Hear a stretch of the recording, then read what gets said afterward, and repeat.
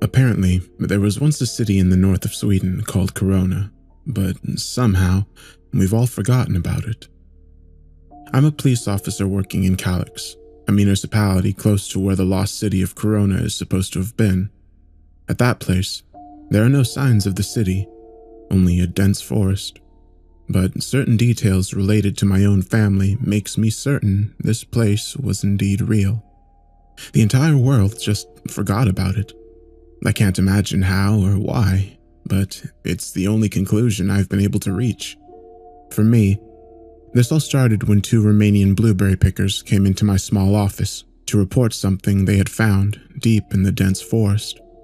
They didn't know enough Swedish or English to explain what it was that they had found, but it was immediately clear to me that it had terrified them completely. From what I understood, it seemed to involve a human corpse. Eventually, after having brought in an interpreter from the town next to mine, it was revealed that they had stumbled upon a dead child, no more than 10 years old. They led me and 2 of my colleagues, followed by an ambulance, to the location where they had found the child. The sun was setting behind a thick mist when we got there. I lit a cigarette when we left the main road and walked into the forest, to where the child was supposed to be. I felt a bit uncomfortable having to deal with a dead child, but I had handled cases like this before, some car accidents, and didn't feel too affected by it now. It was just another job, or so I thought. The Romanians stopped when we got close and refused to go any further. There was panic in their eyes, more than I expected even given these extreme circumstances. One of my colleagues stayed with them while the rest of us continued. We soon came upon a huge boulder that had been placed there by the ice sheet that covered Europe during the Ice Age.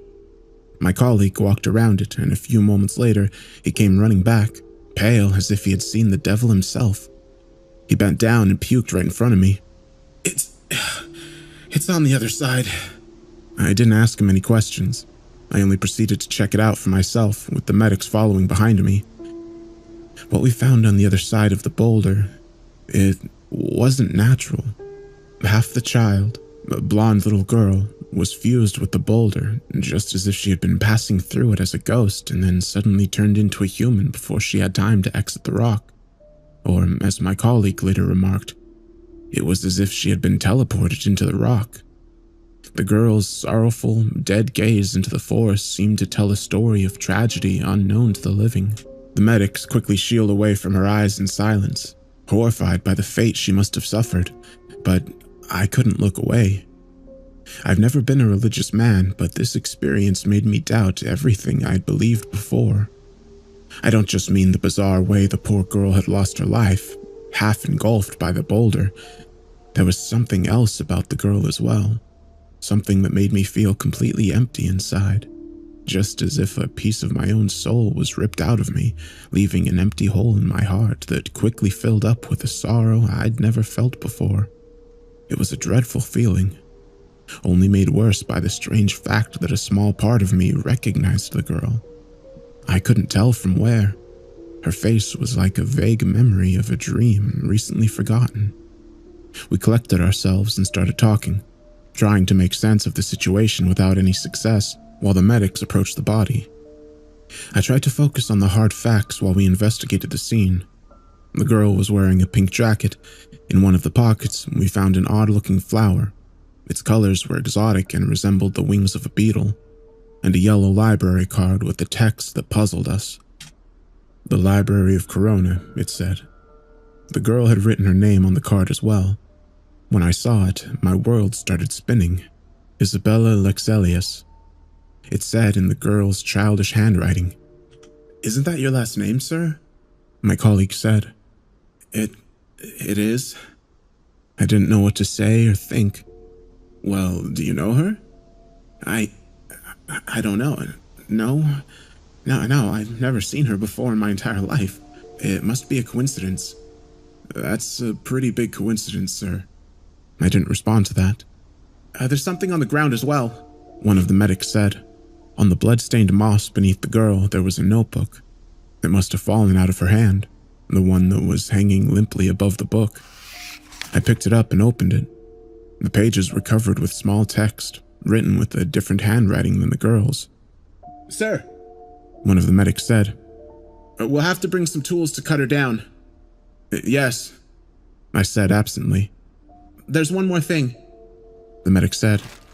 I put the book in a plastic evidence bag. What? There's too much blood. The medic pointed to the ground. What do you mean there's too much blood? I asked. Beneath the boulder, sir. The medic explained. It's impossible for that blood to come from a child. A moment of silence, and then I said, We'll have to come back here with better tools. A day later, we successfully removed the upper body of the girl and brought it back to the morgue where it was examined. We also tried to lift the boulder with the help of a crane, but it wouldn't budge. Instead, we dug a hole under it, but we didn't find any new body parts. All we could do this day was sample as much of the blood as possible. During the examination of the body, I read the notebook. It contained the story of the city of Corona. I was convinced it was fiction, a deranged story written by the man I thought must have killed the girl until a few weeks ago when the forensic lab called me. I still have a hard time believing it, but they told me there's no other way. They had tested the DNA of the girl and compared it to mine because of her last name. It was my idea since I didn't want anyone to suspect anything. We didn't think it would reveal anything, but it did.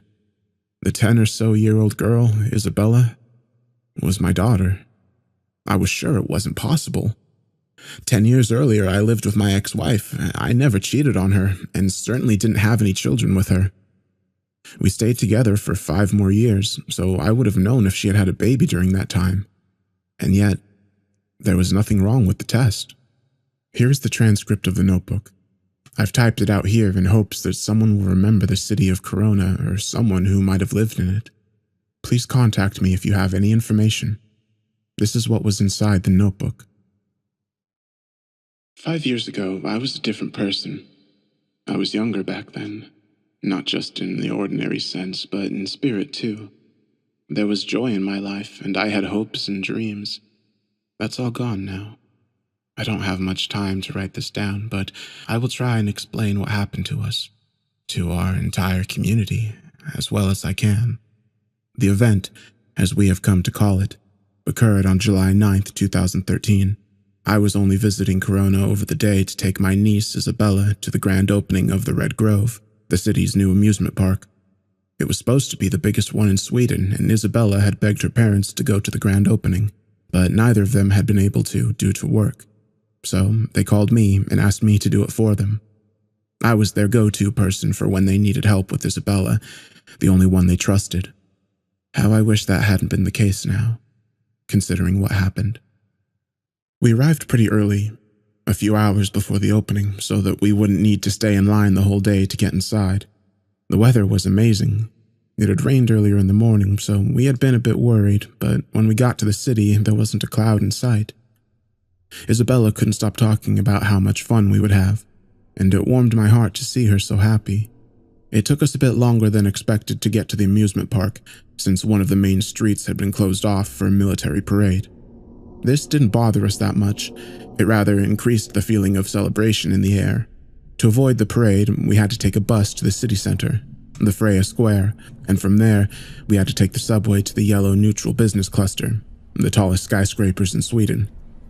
It was possible for us to walk to the Red Grove from there. There were people everywhere. It turned out that a lot of them had taken a ferry down the river that I didn't know about. This meant we had to stand in line after all.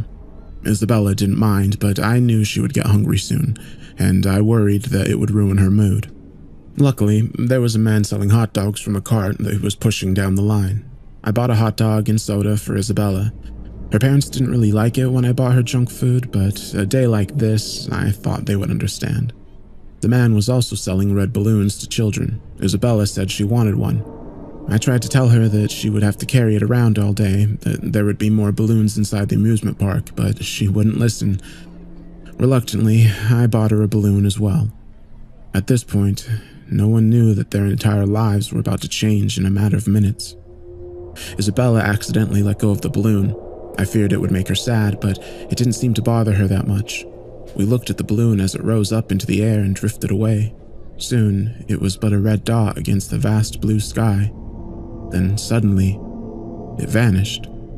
Where did it go? Isabella said. I couldn't explain it. It had just disappeared. I don't know, I said. Maybe it popped. But something, an uneasy feeling I couldn't rationalize, made me doubt that. Then, only a few minutes later, strong winds came from every direction. It carried a smell with it that reminded me of something rotten. Ew, Isabella said as her long hair was blowing in the wind. What's that smell? I held her hand harder. I don't know. People looked around, confused, and their joyful voices became concerned. Something was happening, but no one knew what it was. Sirens echoed in the distance, seemingly coming from the business cluster. Oh my God, a woman said and pointed towards the skyscrapers. The top of the building is gone. It wasn't that easy to see, but she was right. The top of the tallest building was gone as if it had been cut off with a knife. Isabella was too short to see it, but she picked up that something wasn't right on everyone's faces, and she became worried herself. I think we need to get out of here, I said, acting completely on instinct. I don't think it's safe.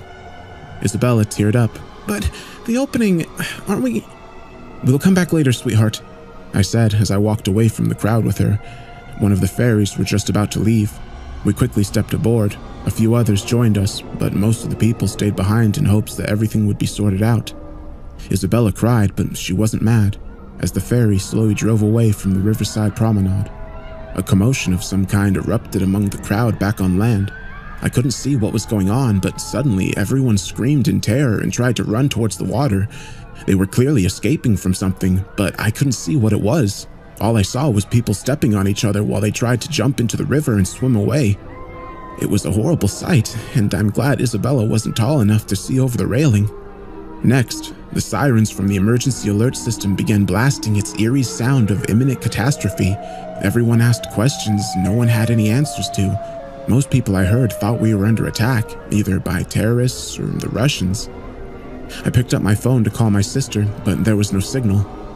I tried with Isabella's phone as well, without any luck. I soon discovered that no one had any signal. At the sides of the river that passed through the city, people were looking out of their windows, trying to get a glimpse of what was going on. But the only thing they could see that was out of the ordinary was the cut-off building in the yellow neutral business cluster. Look, Isabella said and pointed at the sky. I've never seen such a big bird before. An enormous bird-like creature soared high above us. It was pitch black, although it was impossible to say for sure. It seemed to be just as confused about seeing us as we were seeing it. It circled the city center a few times and then flew away again. The sight of the giant bird, or whatever it truly was, turned our anxious confusion into terror. We still didn't know what had happened, but now we knew it didn't have anything to do with terrorists or some foreign power. This was something else. Something impossible to believe and yet at the same time impossible to deny. The ferry led us off a bit further down the river, close to the Fraser Square.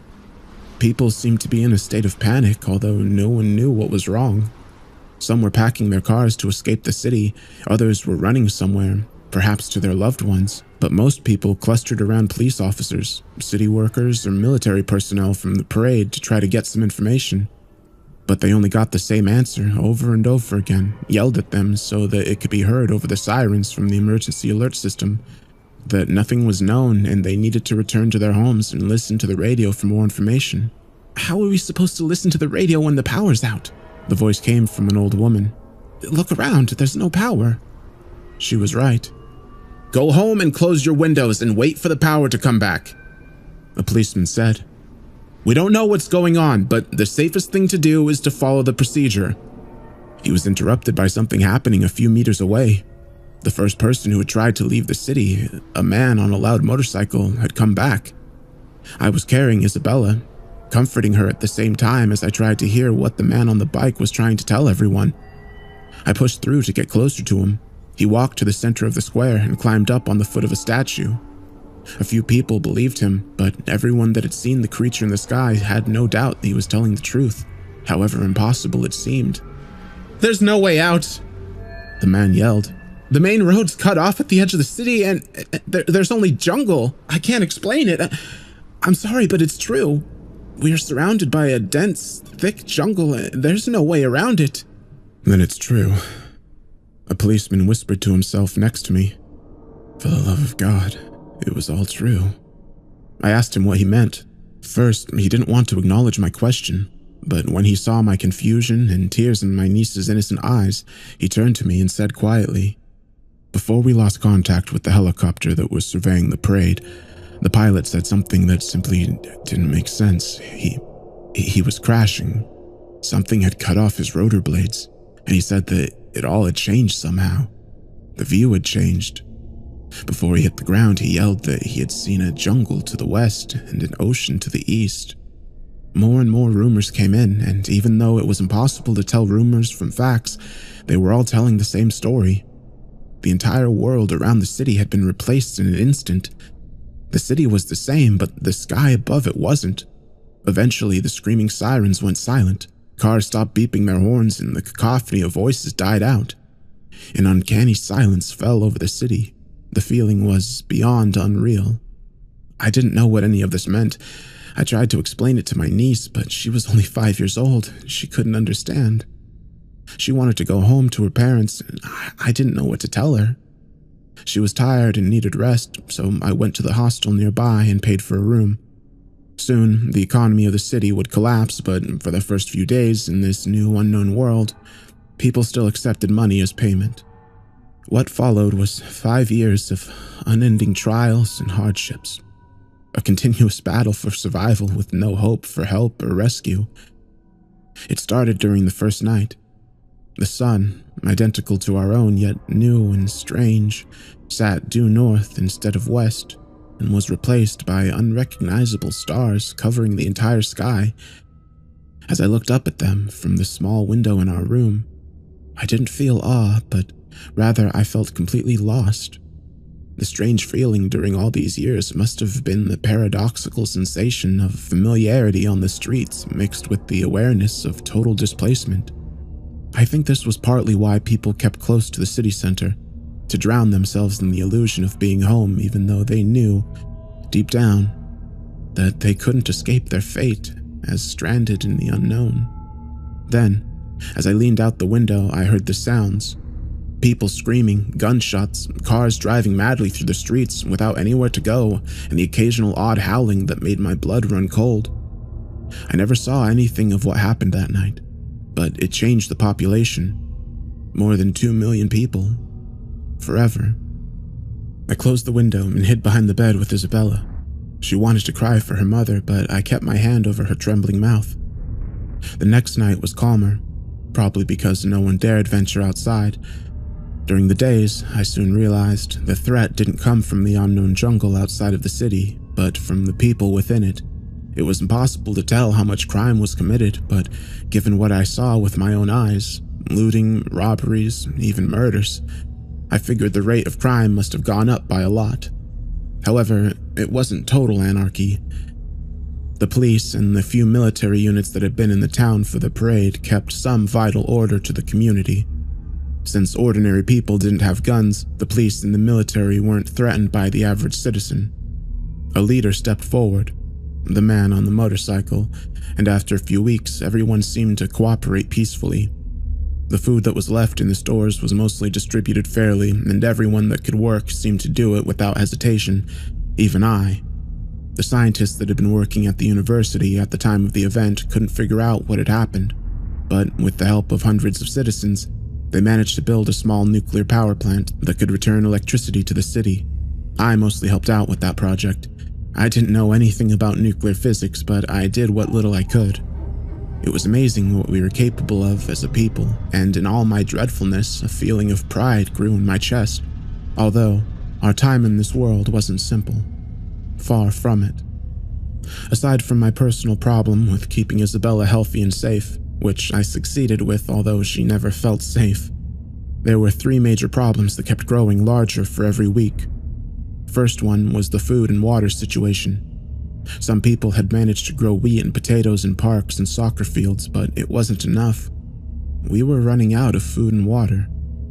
It did rain from time to time, but very few people felt safe drinking the rainwater. To battle this problem and to find solutions to some other problems as well, expeditions were sent out to explore the jungle. These typically ended the same way. That is, with no one coming back. Only once or twice did someone manage to return to the city, but they weren't themselves anymore. It was as if something in the jungle had captured their souls and let their bodies walk back unscratched. The second problem was nature. It seemed to have spared us the first couple of months, but soon after we got the electricity back, it turned on us. It took a while before I saw it with my own eyes, but seemingly at random, mysterious creatures entered the city. Sometimes they just walked right through it, never to return again. A policewoman, one of the new recruits, told me that she had followed a naked blue child as it solemnly walked into the city and then back out of it again. At other times, indescribable monsters wreaked havoc on the streets, killing as many people as they could before returning to wherever they came from. At one point, and this I actually saw for myself, an enormous centipede, pure white with hundreds of red eyes, suddenly appeared from a manhole. It quickly climbed up against a building as if it knew exactly what it was doing and entered one of the windows on the top floor. Next came the screams from people inside the building. A few escaped, but everyone else inside were ripped to shreds. Only after about 5 minutes did the centipede exit the building from the entrance, its white, segmented body stained with blood, and returned down the manhole. These attacks, as they were called, aroused fear and panic in all of us. Although it didn't happen that often, it happened often enough for everyone to be on edge all the time. The third problem also didn't become noticeable until later. It was the problem of health. There was no pattern to who was affected or not, but some people, probably more than 1%, got sick. It started out like a fever and slowly progressed with nightmarish mutations randomly hitting the body. Most of these mutations made the victims handicapped and disfigured, but sometimes, very rarely, the victims developed properties that were seemingly beneficial to them. The most extreme case of this that I saw was a young girl who grew a third eye in the middle of her forehead. The iris of the new eye glittered with amazing colors, and the girl claimed that she could use the eye to see other people's emotions. At the beginning of the health crisis, the sick people were treated badly, as if they had been monsters from the jungle. This treatment only got worse when it was revealed that the creatures from outside never attacked the sick. At one point, a mob gathered at Fraser Square, set on chasing the sick people out of the city. Luckily, this was stopped by the military. In the end, however, the sick people were sent into the jungle. Not to be away with them, though, but to make use of their immunity to the nature of this world. This turned into a huge success that eventually solved the food and water problem. They could venture out and explore the surrounding area and return with edible fruits, vegetables, and small mammal-like creatures that they had hunted. This was a turning point for us, and then luck struck again. All attempts at fishing had failed so far, but all of a sudden there were fish everywhere in the river. We soon learned that there were different periods for when the fish were out to sea or close to land. However, as soon as they came close to land, mysterious purple thunderstorms that lasted weeks tormented the city, and yet we survived. Many people didn't, of course, but life was possible. In the end, we prevailed. During the 5 years that followed, there weren't that many catastrophes, and our focus on survival kept most of our thoughts of home away. Even Isabella thought less and less of her parents as she grew older. Over time, most people got used to the bizarre situation they found themselves in back in July 2013. Many people did commit suicide, yes, but most people chose to live in this unknown land. 2 events, however, changed things. First, it was what happened to a planned expedition at sea. Hundreds of people, mostly men, decided to venture out into the ocean with one of the luxury cruisers that had been moored next to the city. This was going to be a great adventure and perhaps a way to find some answers to where we had ended up. It inspired all of us. Thousands of people, Isabella and I included, had gathered to watch as the huge boat slowly sailed out. It all felt similar to that day 5 years earlier when we had waited for the amusement park to open. We all stared at the horizon as the boat, named Birdo de Espero, turned into a small dot against the setting sun. We imagined the amazing adventures they would be on and looked forward to their return, but Then something that must have been larger than anything that we'd seen so far came out of the water and swallowed the ship whole. Some people screamed and others cried. This was a hard blow to the city, just knowing a being like that, a being able to eat an entire luxury cruiser in one bite, could exist, deprived many people of their hopes of a future. The next event was different. It was a miracle, to say the least. It happened only a month after the destruction of Berto de Espero, a military guard. A young man who had been only 15 at the time of our disappearance from Earth discovered that when we stood at a certain place at Fraser Square, he could tune into a specific radio station from our old world.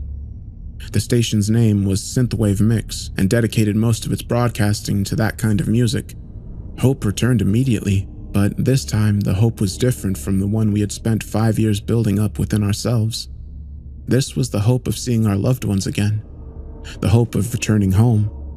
The people at the university investigated the area to try to determine where the radio signals were coming from. They didn't have much success, but soon realized that they emanated from the ground beneath Fraser Square. While the area was investigated by scientists, ordinary people showed up en masse. They all had radios of different kinds with them, like children carrying stuffed animals to feel safe, hoping to tune into this synthwave mix and to get a taste of their lost home. Of course, the area where the radio station could be heard was too small, and police had to chase away everyone to give the scientists the room they needed. A few days later, though, the scientists placed a set of large speakers at the foot of the statue of Fraser and connected them to the receiver they were using to listen in on the radio station. Day and night, the relaxed, somewhat melancholic, synthetic music played non-stop to the entire city. People congregated around the statue. They even defied the dangers of night. This became our city's new tradition, ending the day by going to the statue and sitting down around it as if in prayer became our pilgrimage. It wasn't exactly the music that drew people to the square, but rather its origin. Still, the electronic melodies soon turned into a symbol of all of our hopes and desires.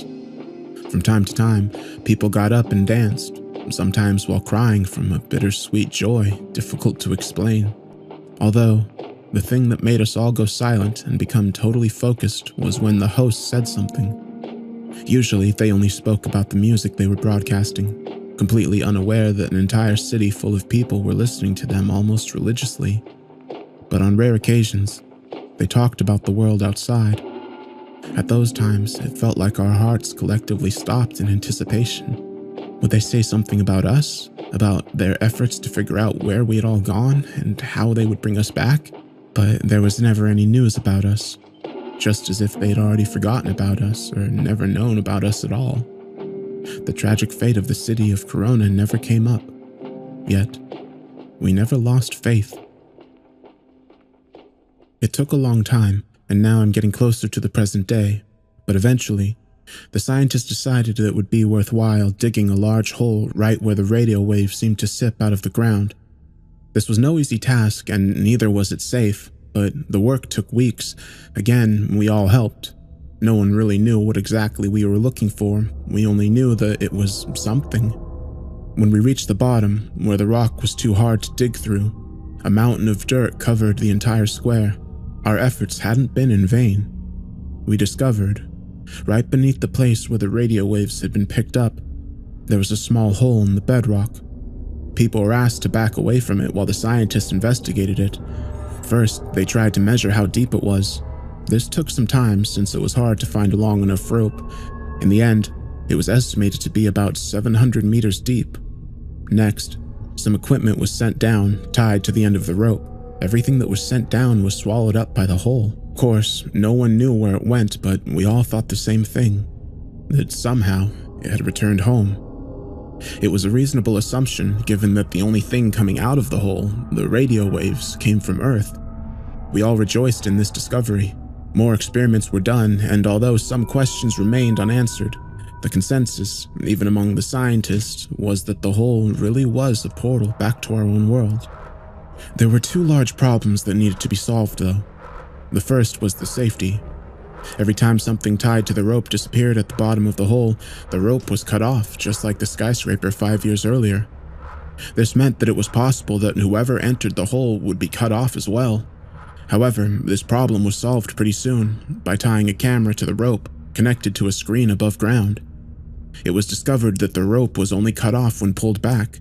As long as it wasn't pulled back, the screen still received signals from the camera. The camera never recorded anything other than darkness on what was assumed to be the other side, but since it continued to work until the rope was pulled back, it didn't seem to be such a big problem. After all, some technical issues were expected under the circumstances. The second problem was that the hole was too small for anyone to fit into. Many attempts were made to widen the hole, but the bedrock seemed to be made out of stronger material than any of our machines could tear into. This was extremely frustrating.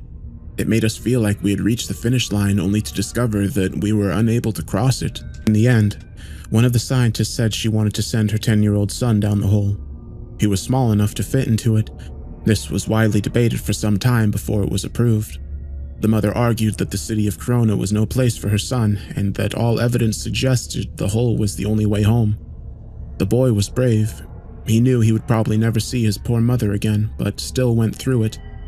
He was given a walkie-talkie, and after a tear-filled goodbye to his mother, he was sent down the 700 meters deep, pitch-black hole. He was instructed to radio in after he reached the other side, confirming he was safe. After the rope was pulled back, the mother waited and waited for her son to report. However, he never did. For weeks, the mother sat at the edge of the hole, under merciless heat and under pouring rain, calling her son over and over again with her walkie-talkie. No one knew what, if anything, had gone wrong, since no other radio waves had been picked up other than the synthwave mix. It was possible that other radio waves simply couldn't enter into our world for some reason. Still, the authority deemed the hole too unsafe for anyone else to enter. This didn't change people's minds, though. The hole represented the only true hope we had felt in years, and given all of the terrible things in our world that could destroy us at any moment as easily as it is for us to blow out a candle, the small risk of going through the hole seemed to be more than acceptable. The hole was guarded by the police, but most of the police shared the city's collective opinion that the hole was the only way out. Not for any of the adults, but for our children. And now I'm sitting here, in the room I paid for 5 years ago, writing this down. During the last few weeks, many parents have been sending their children down the hole at night. This world is truly no place for them. Although they could survive, they deserve better.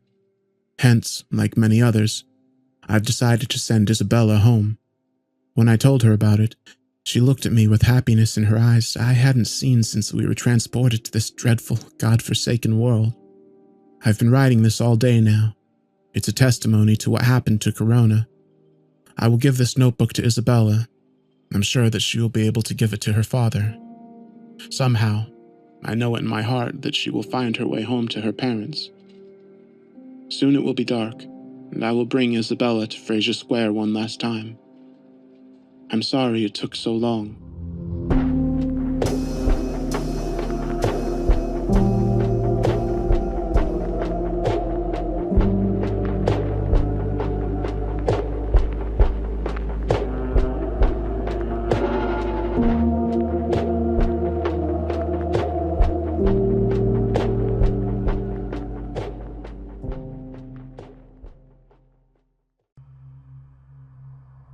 Subject 23, Project Entryway, derivative of the Montauk Project, and an absolute horror show. My name is Joshua A. Jameson, and I was part of the United States Air Force from 1978 to 1998. I spent the first third of my service as a pararescueman, and that much I'm proud of. The other 2/3 is eating me away inside. Now, for starters, I'm going to let you know that I'm going to avoid flair and filler. I will, however, provide you with what little evidence I've retained over the years. Skip over it if you want, the truth remains the same. I've noticed that the infamous Montauk Project has gotten a little more notoriety over the past few years, and most of us have heard the story by now. Military scientists kidnap children and expose them to torture, all to try to unlock innate abilities. Most notably, the ability to conjure something out of nothing. The sister project of Montauk, Project Entryway, has stayed silent even over the growing years. I won't let that stand any longer. Us at Project Entryway followed a similar direction as Montauk, with the only major difference being that we weren't trying to make something new. We were trying to find something already here. While the geeks over at Montauk tried to conjure up vases and monsters using their minds, we were trying to explore the unexplored. I can't tell you how the scientists got involved, mostly just folks from Brookhaven Laboratory, I'd guess. But I joined when I heard about a long-term joint forces mission needing volunteers to form medical and security details. Well, as a pararescueman, I had both, so I applied to the job's posting and submitted my resume and hoped for the best. I got the job. Soon enough, I was being flown down to New York with 3 other security guys, being ushered down to Camp Hero. At this time, no one really knew about Montauk. The internet was in its baby phase, and fear from the Cold War left the information, what was available, double encrypted and ciphered. As far as we were aware, Camp Hero was just another radio site. After our landing and a bit of a drive, we hit Montauk Point, New York. We passed through the small, friendly-looking town and through some forest before reaching a small, gated military outpost. The only thing of note was a large radio tower, which we all expected from our research. Our driver pulled up to the security checkpoint, and all of our gear was confiscated. I'd assumed they'd search it and give it back to us, but instead, they just threw it in some vault, and I never saw any of it again. To make up for our stolen gear, they gave us brand new uniforms, along with whatever else we needed. Me and the rest of the security boys weren't used to this kind of treatment. It was just too clinical for the usually sarcastic and snide security police members we were used to. Our whole conversation consisted of this. They'd ask a question, we'd answer. They'd ask if we needed anything, we'd say no, and then silence. I'm not sure if the boys we interacted with knew what was going on inside of the facility, but they sure as hell didn't try to make friends with us. Given enough time, we were geared up and ready to go. The captain in charge of in-processing told us our debrief would be first thing that following morning, and for us to try and get some rest if we could. That's when a few uniformed men escorted us across the field and into the radio tower. When we entered the facility, we walked right to the communications center, staffed by only a handful of men and down a tight hallway. We found ourselves facing a large concrete door. A few guards nearby pushed it open, exposing a flight of stairs leading straight downwards. Wherever we were going had to be in the bowels of the earth. The stairs seemed to continuously descend. Our walk down took whatever courage we had. There was a certain electricity in the air that was unnatural. It didn't feel like you were being watched. It felt like you were alone. I think we all took a deep breath of stale air when we hit the bottom of that staircase. What lay in front of us now was a hub of hallways and doorways. People in lab coats were walking around, conversing and eyeing us. We were guided over to our living quarters, separate from Montauk security members, of course, and we were once again instructed to get some rest. Now, one thing you should know about military members, no matter what branch, we're all just kids. We talk, we gossip, we're inappropriate, and when you leave us to ourselves, we do the opposite of what you want. We were told to sleep, therefore, we were told to chat each other up like giddy schoolchildren. It was then that I got to know everyone. There was Bobby Wilkerson, former speech champion from Washington State. Then was Gregory Caparelli, all-star college baseball player from Jersey. And of course, Tanaka Yoshida, a child of Japanese soldiers during World War II and the biggest American patriot I knew. Why did I tell you their names? Well, because they deserve to be remembered. They were good people who just wanted to do the best they could out in the world. Each had dreams. They all wanted to be something when they left the service. Bobby wanted to be a congressman, Georgie wanted to work for his father at their lumber mill, and Yoshida just wanted to retire as a United States serviceman with full honors. That's it. That's all they wanted. After our brief yet giddy exchange of words, we managed to get what little sleep we could. One thing I remember about sleeping down there, once the lights went out, that place was darker than dark. We were God knows how many feet underground, and there was absolutely zero natural light. Once the man-made lights were out, all lights were out. After an undetermined amount of time, morning must have hit. We were all awoken by a scraggly-looking and frail scientist. He introduced himself as Dr. Grant Hargrove and asked us to follow him to the experiment area. We walked down the maze-like corridors, passing all sorts of men from all different backgrounds. Some seemed disheveled, while others seemed to stare off into space. Besides a few whispers between each other, this facility was dead quiet around us. After a couple of minutes of walking, we reached our destination, a big metal door with black paint reading Sub-Project 23 in blocky letters. Dr. Hargrove turned towards us and began his speech. Inside these doors is where you'll spend most of your time. We don't have much funding, so the four of you will have to do for security. You can work the details of that on your own as long as we have 2 armed members inside of this room at any given time while our experiment is running. You are to take the title of Squadron 08-23. At these words, we glanced at each other. 4 members certainly didn't make a squadron. At our glances, we heard Hargrove make a grunt before continuing. Yes, I'm well aware there are only 4 of you. It's just to provide leeway in case members need to be exchanged or replaced in a timely manner. If you have any questions, you may only ask them to me or one of the other scientists involved in Sub-Project 23. You won't speak a word about what we're doing to anyone, including the other workers down there. Understood? His tone was matter-of-fact and rehearsed. Who knows how many times he's told this briefing, and who knows what happened to the others that were working down here before us. I had always hoped we were the first, but something tells me we weren't. He turned his back to us and typed in some numbers into a small keyboard next to the door. We heard several clicks as the locks disengaged. Hargrove opened up the door for us, and we stepped inside. The room was a massive concrete rectangle. The ceilings had to have been as tall as a small auditorium. The only structures inside this facility were right next to us, a set of steps leading up to an observation post. A door, similar to the one we just entered from, stood at the top of the step. The steps themselves seemed to be nothing more than a glorified rolling stepladder. There were indents in the concrete floor, allowing the stairs to be pushed away from the observation door. Strange, I remember thinking to myself. We're dozens of feet underground in a highly fortified facility. What good could these extra safety measures be in place for? Each of these doors are installed with 7 magnetic locks, 4 divided on the top and bottom and 3 on the side. They can withstand about 1,500 pounds of force each and can only be disabled with the code of the day. The codes will change daily, so make sure you check the logs in the observation room up those stairs. He lifted his frail-looking arms toward the observation deck. Sir, what will be our daily duties? I heard Bobby's soft voice ask. The doctor tried to give a warm smile towards Bobby, but it seemed pained and forced. Hopefully, all you'll have to do is sit down in front of some machinery and let us scientists do our work. If something should happen to us, you may have to provide security or search and rescue operations. We all looked at each other, then back to the nearly empty warehouse. The only thing standing out in the barren room was some metallic pillars and beams aligned to the opposite side of the room from the observation deck.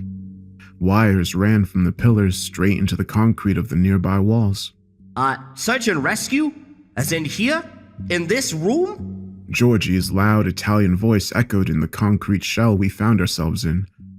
Dr. Hargrove's gaze turned behind us, his eyes defocusing and forming into thought. In a way. He muttered quietly, more to himself than us. Before he could clarify, the door to the observation room clicked open, giving a loud groan as the metal fought against the arms of whoever was pushing. Jesus, I get these doors, but really? A voice rattled off from behind the door as it opened, eventually revealing a man of good stature. He looked like one of us, a serviceman rather than a scientist, though his lab coat expressed something different. Hey everyone, sorry for interrupting. My name's Dr. Carter, and I'm the exploratory scientist of this project. He gave a charming smile before nodding towards Hargrove. I overheard Dr. Hargrove mentioning saving one of us. That will most likely mean me. In case something happens, I just want to say I'm appreciative of you guys. I know you're in the dark right now, but we're going to be doing some exciting things down here. Dr. Carter flashed another smile, exposing his pearly white teeth. Dr. Carter was clearly more of a people person than Dr. Hargrove. Just behind him stood half a dozen other scientists writing things on clipboards, pulling levers and activating switches. It was such a large room, yet the only space that seemed to be in use was the observation room. I could feel my hair stand up as a feeling of apprehension came over me. Something was off here. I was just a normal kid for the time we were in. I never much watched science fiction movies or shows. I never believed in the boogeyman, and I believed wireless phones were the work of the devil. What I was seeing made me double think all of that. Well, except maybe for the devil part. So, Dr. Hargrove, if you wouldn't mind stepping up here and taking control, I'm going to introduce these guys to Project Entryway. Dr. Carter eagerly headed down the metal stairs, skipping a few steps here and there. Oh, you guys are going to love this. He waved his arms at us, beckoning for us to follow. Dr. Carter took us nearly all the way to the other side of the facility before stopping and turning around. I saw his eyes meet Hargrove's in the operations center. Carter lifted his hand and gave a thumbs up to Hargrove. You guys might want to close your eyes and open them when I tell you to. Most people faint after seeing this their first time. Brains can't process it much, but exposure helps. I saw Georgie cover his eyes with his hands and turn around, heeding the doctor's advice. Oh, forget this. Georgie muttered under his breath while shaking his head. Bobby, Yoshi, and myself all decided to keep our eyes on the empty concrete wall in front of us. Within just a few moments, we heard the whirling mechanical sounds of machinery coming to life from the metallic pillars jutting out of the floor. Before we knew it, something appeared in front of us, or rather, stopped appearing. The back wall completely disappeared into a thick and syrupy black shadow. It seemed to give out a pulse that made our bodies react in the worst way. It felt like whatever this thing, this shadow was, had the power to radiate the symptoms of vertigo. Each pulse sent a wave through our brains that told us to look away. I saw Yoshi and Bobby both fall to their knees beside me. Bobby had buried his head into his lap and covered his ears, trying to stop the pulsing from getting into his mind. Based on how he was acting, I don't think it helped. This wall is now a door, gentlemen. A gateway to another plane of existence. If you haven't already viewed it, then please look. Georgie uncovered his face and turned around. Immediately, his face turned a pale and sickly color. We've ran test after test to get this right. We brought you in because we're finally ready to send a person through. That'd be me. Dr. Carter stood in front of us with a wide grin on his childish face. His back was towards the pulsating black void behind him. I couldn't help it anymore. I threw up. We all exited our meeting that day without a word between us. We received our mission statements and were told the testing would begin next afternoon after a morning of calibrations. We had off until then. It wasn't until we entered the mess hall that one of us spoke up. What the fuck did we sign up for? Georgie mumbled angrily to his food. I don't know, man, but just stay positive. Maybe it's not as strange as we think it is. Bobby replied, trying to reassure our little group. Not as strange. A fucking wall disappeared. Fucking gone. And what took its place? A goddamned... Yoshi cut him off as his voice was starting to rise in anger. Remember what they said. No talking about it unless we're in that room. Georgie listened to Yoshi and quieted himself down, shaking his head in disbelief. I had nothing to add to the topic. I still felt sick and my head wouldn't stop pounding. I dreaded the morning. Sadly, as much as you dread something, it doesn't stop it from coming. We were woken up a little later than usual as the science crew did their calculating. It didn't help much.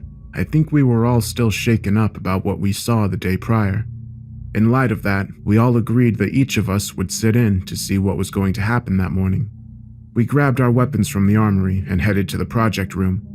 Once inside, we saw nearly 3 times the previous staff walking back and forth. They must have had the whole project's science division prepared for what was about to happen.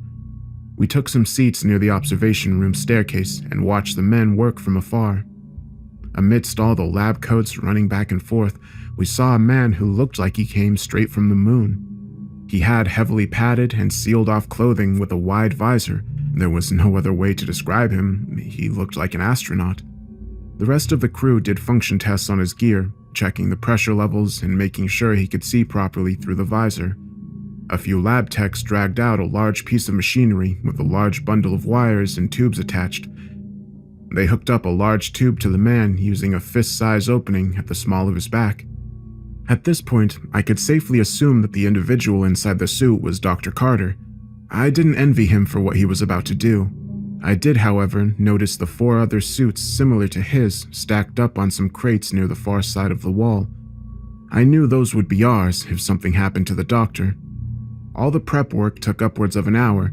They were trying to make everything as suitable as possible for what they were trying to do.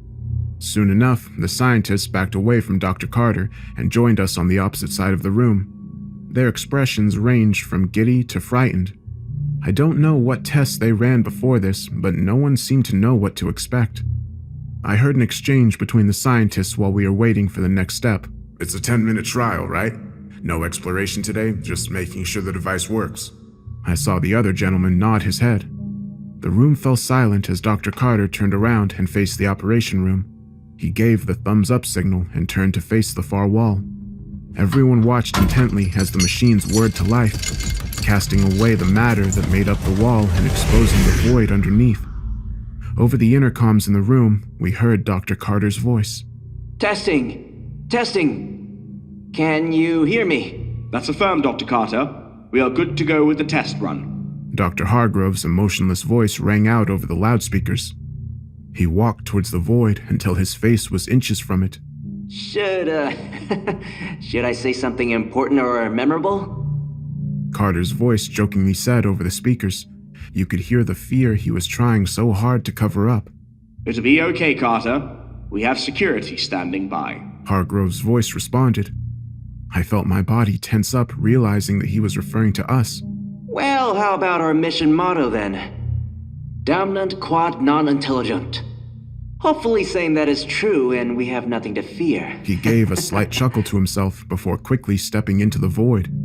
The instant he disappeared from our view, the loudspeakers exploded with sound. High-pitched screeching poured over us, sending some lab technicians to the ground, covering their ears.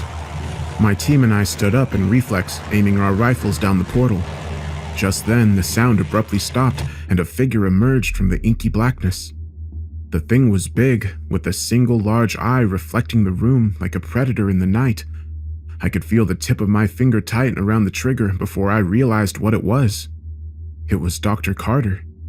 Less than 1 second after stepping through the portal, he emerged back. Hold! One friendly stepping out! I called out to my team, each lowering their rifles at my words. Oh, thank God! I thought something happened to all of you. Carter called over the intercoms. I talked for 10 minutes straight and got no response. The technicians all ran to help Dr. Carter take off his suit and take vitals. There was an odd red powder all over his uniform. They tossed each article of gear he had into hefty plastic bags and tossed them aside. His brow was drenched with sweat, and he was breathing heavily. We need lighter suits, he said while gasping for air. I looked up to the observation deck and saw Dr. Hargrove and his team quickly going over notes and handling some machinery. Soon, Dr. Hargrove reached for his microphone. Carter, all your transmissions came back within a second. All 10 minutes of it. Were you really on the other side for the full time? Dr. Carter reached for a microphone off one of the techs and spoke. Sure as hell was. It's different over there. I counted my time and came back when I hit 10 minutes in. I guess we didn't factor in possible time discrepancies. It's going to make things harder for communications. Hargrove and his team upstairs talked for a few minutes before returning to the microphone. Communications are going to have to be one way then. We'll be able to slow down your voice, but you can't speed ours up before it gets to you. Next test we'll try the one-way system. But give us a report on what you saw. Carter arched his back, trying to crack his fatigued bones while doctors took his blood. We definitely found a new place. I didn't explore very far, but I did note that I saw what looked like a city skyline not too far ahead. Maybe an hour's walk or two. The gear had the same weight as well, so no distribution of gravity. As Carter was recalling what he experienced, Dr. Hargrove rapidly took notes. Also, I heard, I don't know how else to phrase it, moans? Off near the cityscape. Hundreds of beings, maybe. I couldn't tell if they were in pain or not, but it definitely was some sort of moaning or screaming. I can't be sure, but I think I might have also seen some things walking around. Explain. Well, they were far at first, human-shaped. Maybe a little taller than a person? They seemed to see me, but I couldn't make out any features on them. They were far away across the sands and all I could see was blackness. They looked like they were made of the same material as the gateway. They were getting closer the longer I was there. Had to have been a few at the start, but by the time I came back through, it was closer to 12.5. They didn't seem to walk, just kind of, I don't know, got closer? Glided, maybe. Did you feel threatened by them? No, at first it seemed like they were just observing. I'm not sure if they wanted to make contact with me or what, but they didn't feel right. They aren't like you or me. They just are. Like I said, I couldn't see them that well, so maybe I'm overthinking it, but they seemed like standing shadows that had some sort of mass to them. Carter's voice finally trailed off. Even from our distance, I could see he was shivering. Understood. Debrief with me in private. We're shutting down the gate for today, everyone. Dismissed. My team headed back to our room. We were all a little uneasy by what the doctor had described. Given enough time, our unease became the norm. The next few tests were more trial runs. Much of the same happened. Dark figures in the distance, moans from the city, and audio issues. Eventually, they worked the last part out, though.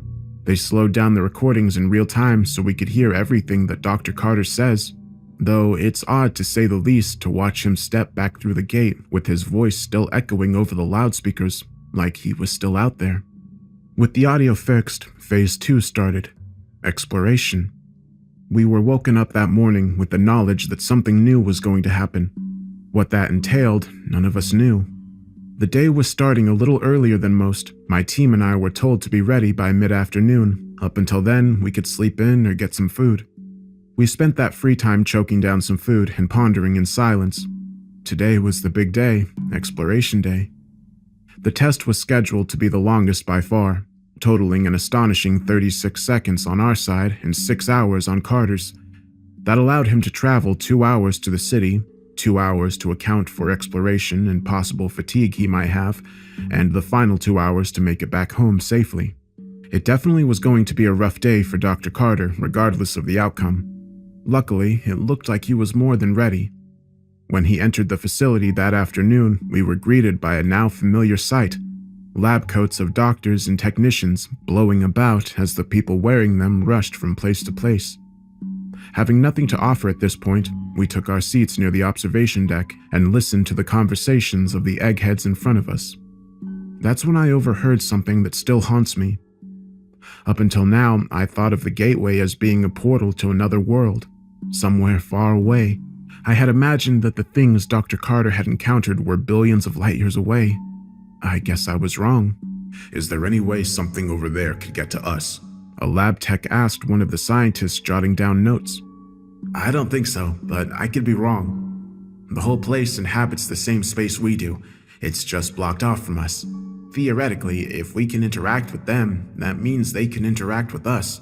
Or perhaps we're on a higher plane of existence, in which case we can affect them, but they can't affect us. And what if neither of us are natives of that place? You said yourself that this dimension of space was the easiest to program into. What if something else programmed into it as well? The scientist put down his pencil and gave a half-hearted chuckle. Well, then the odds that we're from the higher plane of existence drastically falls apart. I thought about what that meant. I still do. Everything Dr. Carter saw while on the other side was somehow around us, occupying the same space. When he stepped through the portal, he was still technically here, just also not. Something about that, about the fact that it was right here, right next to us, scared the shit out of me. Dr. Carter, are you ready? Dr. Hargrove's voice echoed out around us. The mass of lab coats filling the center of the room dispersed, leaving only Carter and his suit visible. Hey, you know me, Hargrove. Can I get that in a yes or no statement, please? Hargrove gave a wink and a smirk as he stood in the observation room, clipboard in hand. For you, anything. A few scientists gave a slight chuckle at Carter's difficult nature. The doctor then patted down his suit, looking for any flaws. Everything seems good on my end. Pressure's still golden and audio seems to be operational. Want to get the timer down here? I looked up at Hargrove as he said something to one of his assistants. The young tech then ran out of the door carrying a rather large tripod with a thick television-sized screen on top of it. The assistant brought the device midway between the observation deck and the metallic pillars. He grabbed a cord and plugged the machine into one of the nearby walls. As soon as it had power, it showed the numbers 36. 36 seconds. For 36 seconds, Carter would be gone. For those seconds, he'd make a 6-hour journey into a city we couldn't see and make it all the way back home safely. Well, are we good to go? Carter asked while looking up at the observation deck. Hargrove nodded in response and began to flip some nearby switches. The familiar buzz coming out of the pillars resonated inside the concrete box. We watched as the wall fell away into the familiar void once more. Wish me luck, boys. He turned around to face the gateway before glancing back at us. Please get me back if something happens. I'm counting on you guys. We nodded in response. Our faces didn't show it, but I can vouch for all of us when I say our hearts were pounding against our chests. 36 seconds. He muttered and gulped down as he stepped through the portal. Hargrove's assistant hit the button on the counter, and the half-a-minute wait started. I hope you guys can hear me. By this time, it's probably been a fraction of a second for you, but I've begun my walk towards the city. 27 seconds. The Shadow Men are still here. Still far away. But they're facing me. 19 seconds. I can already tell we need to work on these suits. Jesus, is this going to be a long walk? 12 seconds. Should be pretty close to the time I get back, huh? Lucky future me. 4 seconds. At this point, you could see sweat pouring down our foreheads. 4 seconds meant 40 minutes for Carter, plenty of time for him to make it back, but seeing the single-digit countdown from the timer brought a sense of paranoia with it. A loud resonating beep came over the loudspeakers as the clock hit 0. As a precaution, this meant we were to gear up immediately in case of emergency. My team quickly got up out of our seats and rushed over to the supply area. Lab techs were already standing by with our suits ready to go. As soon as we made it to the gear, a slight sucking noise came from the portal. All of us turned our heads and faced the gateway. Standing dead center in the void was all the gear that made up Carter. He slowly crept forward, his feet dragging slightly under the weight of his suit. He looked like he was in pain. "Go, quickly! Take off his gear and give him some air!" I called out to the techs standing near our equipment. They looked at me, shocked. They weren't used to being bossed around by security. Luckily, they noted the urgency in my tone and ran over to help. Carter fell down hard on the concrete floor. A loud, muffled slam came from underneath him. Both the doctors and their assistants quickly rushed over. Me and the rest of the guys traded glances. I had some medical experience, but nothing like the doctors around us. I heard them undoing the straps around his face mask before ripping it off. From my position, all I could see was several men falling over backwards with horrified looks on their faces. I quickly ran over to see what was happening, only to discover an empty faceplate. As they took off more and more of Carter's gear, they discovered less and less. Carter wasn't inside. Nothing was. "Gear up!" I called out to my crew. Dr. Carter was missing, and it was our job to find him. Our supply guys rushed back and began to help us put on our gear. It took around 10 minutes to get completely outfitted. That meant Dr. Carter was already missing on his end for close to 4 days. His voice, however, was still ringing out over the intercom, talking about nothing more than his walk towards the city. I felt like a ghost was talking to us. Hargrove's voice came over the loudspeaker with a venomous tone. "Your primary objective at this point is to find Dr. Carter's visual recordings. Secondary priority is to find his person. Do you understand? As soon as you find his recordings, you bring it back." Visual recordings. I remember mumbling to myself. Then it hit me. After every debrief, Carter would have a private meeting with Hargrove. These meetings must have been a showcase on the visual recordings Carter obtained. They had us in our uniforms instead of prepped and ready in the suits. The longer it took us to gear up left a larger chance that whatever got Carter had moved on, leaving the evidence behind. Dr. Carter had to have known our main priority wouldn't be to save him. That's why he asked us personally to search for him and bring him back. Hargrove only cared about his pet project, not about anyone involved. It was at this point I could feel my hands clench up into fists, watching each of their reflective helmets do the same. It was time to begin our true mission. We each approached the gateway. It looked different up close, and it was hard to focus your eyes on it. Every millimeter of the dark matter seemed to explode outward, then contract back in. The void was in a constant and eternal motion. When we approached the gate, the tar it was made of seemed to reach out just a little bit further, as if it was trying to reach out and pull us inside of it. I bit back my urge to try and run from this godforsaken mission, and so did my team. Without another word, we stepped inside. Dr. Carter never revealed the feeling you get when you step inside the gateway. My body felt like it was transforming, like a horrible growth pain. I felt my skin being pulled and tugged while simultaneously being pushed away from my body. The feeling only lasted for a few seconds before we all appeared on the other side of the gateway. In front of us stood the reddened flatland that we had imagined during the last few weeks. It was exactly like we pictured. Flat land covered in red sand that the wind would kick up every few seconds. I glanced around and saw the massive portal behind us. It looked the same on this end that it did on the other, a pulsating, incomprehensible mess. Hey, you hear that? Georgie called out to us. I listened closely and heard what he was talking about. Moans and bellows coming from a very long ways away. That must have been the sound Dr. Carter was talking about. It doesn't sound right. Bobby chimed in. He was right. It didn't sound like someone with a broken bone or fracture, nor did it sound like a melancholy drawl. It sounded very much alive and visceral. Well, I guess we should head towards it, huh? I think I can see the skyline coming from that direction. I peered through the sand gusts and looked closely.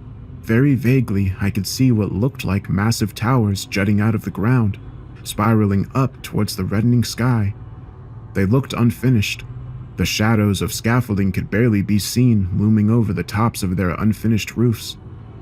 I looked around once more and saw nothing else. I didn't like that one bit.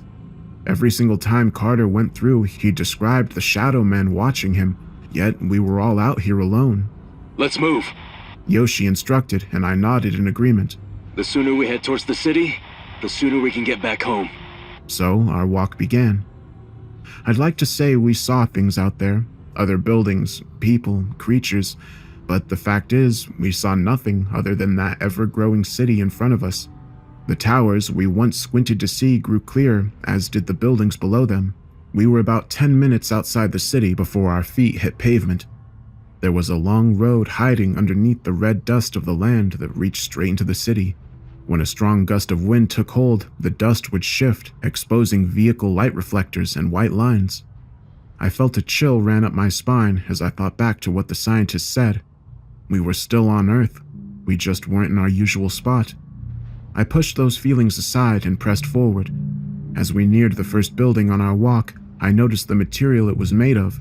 Glass, stone, brick, everything we'd used back home, yet I saw nothing on our whole walk that could constitute where they got these materials from.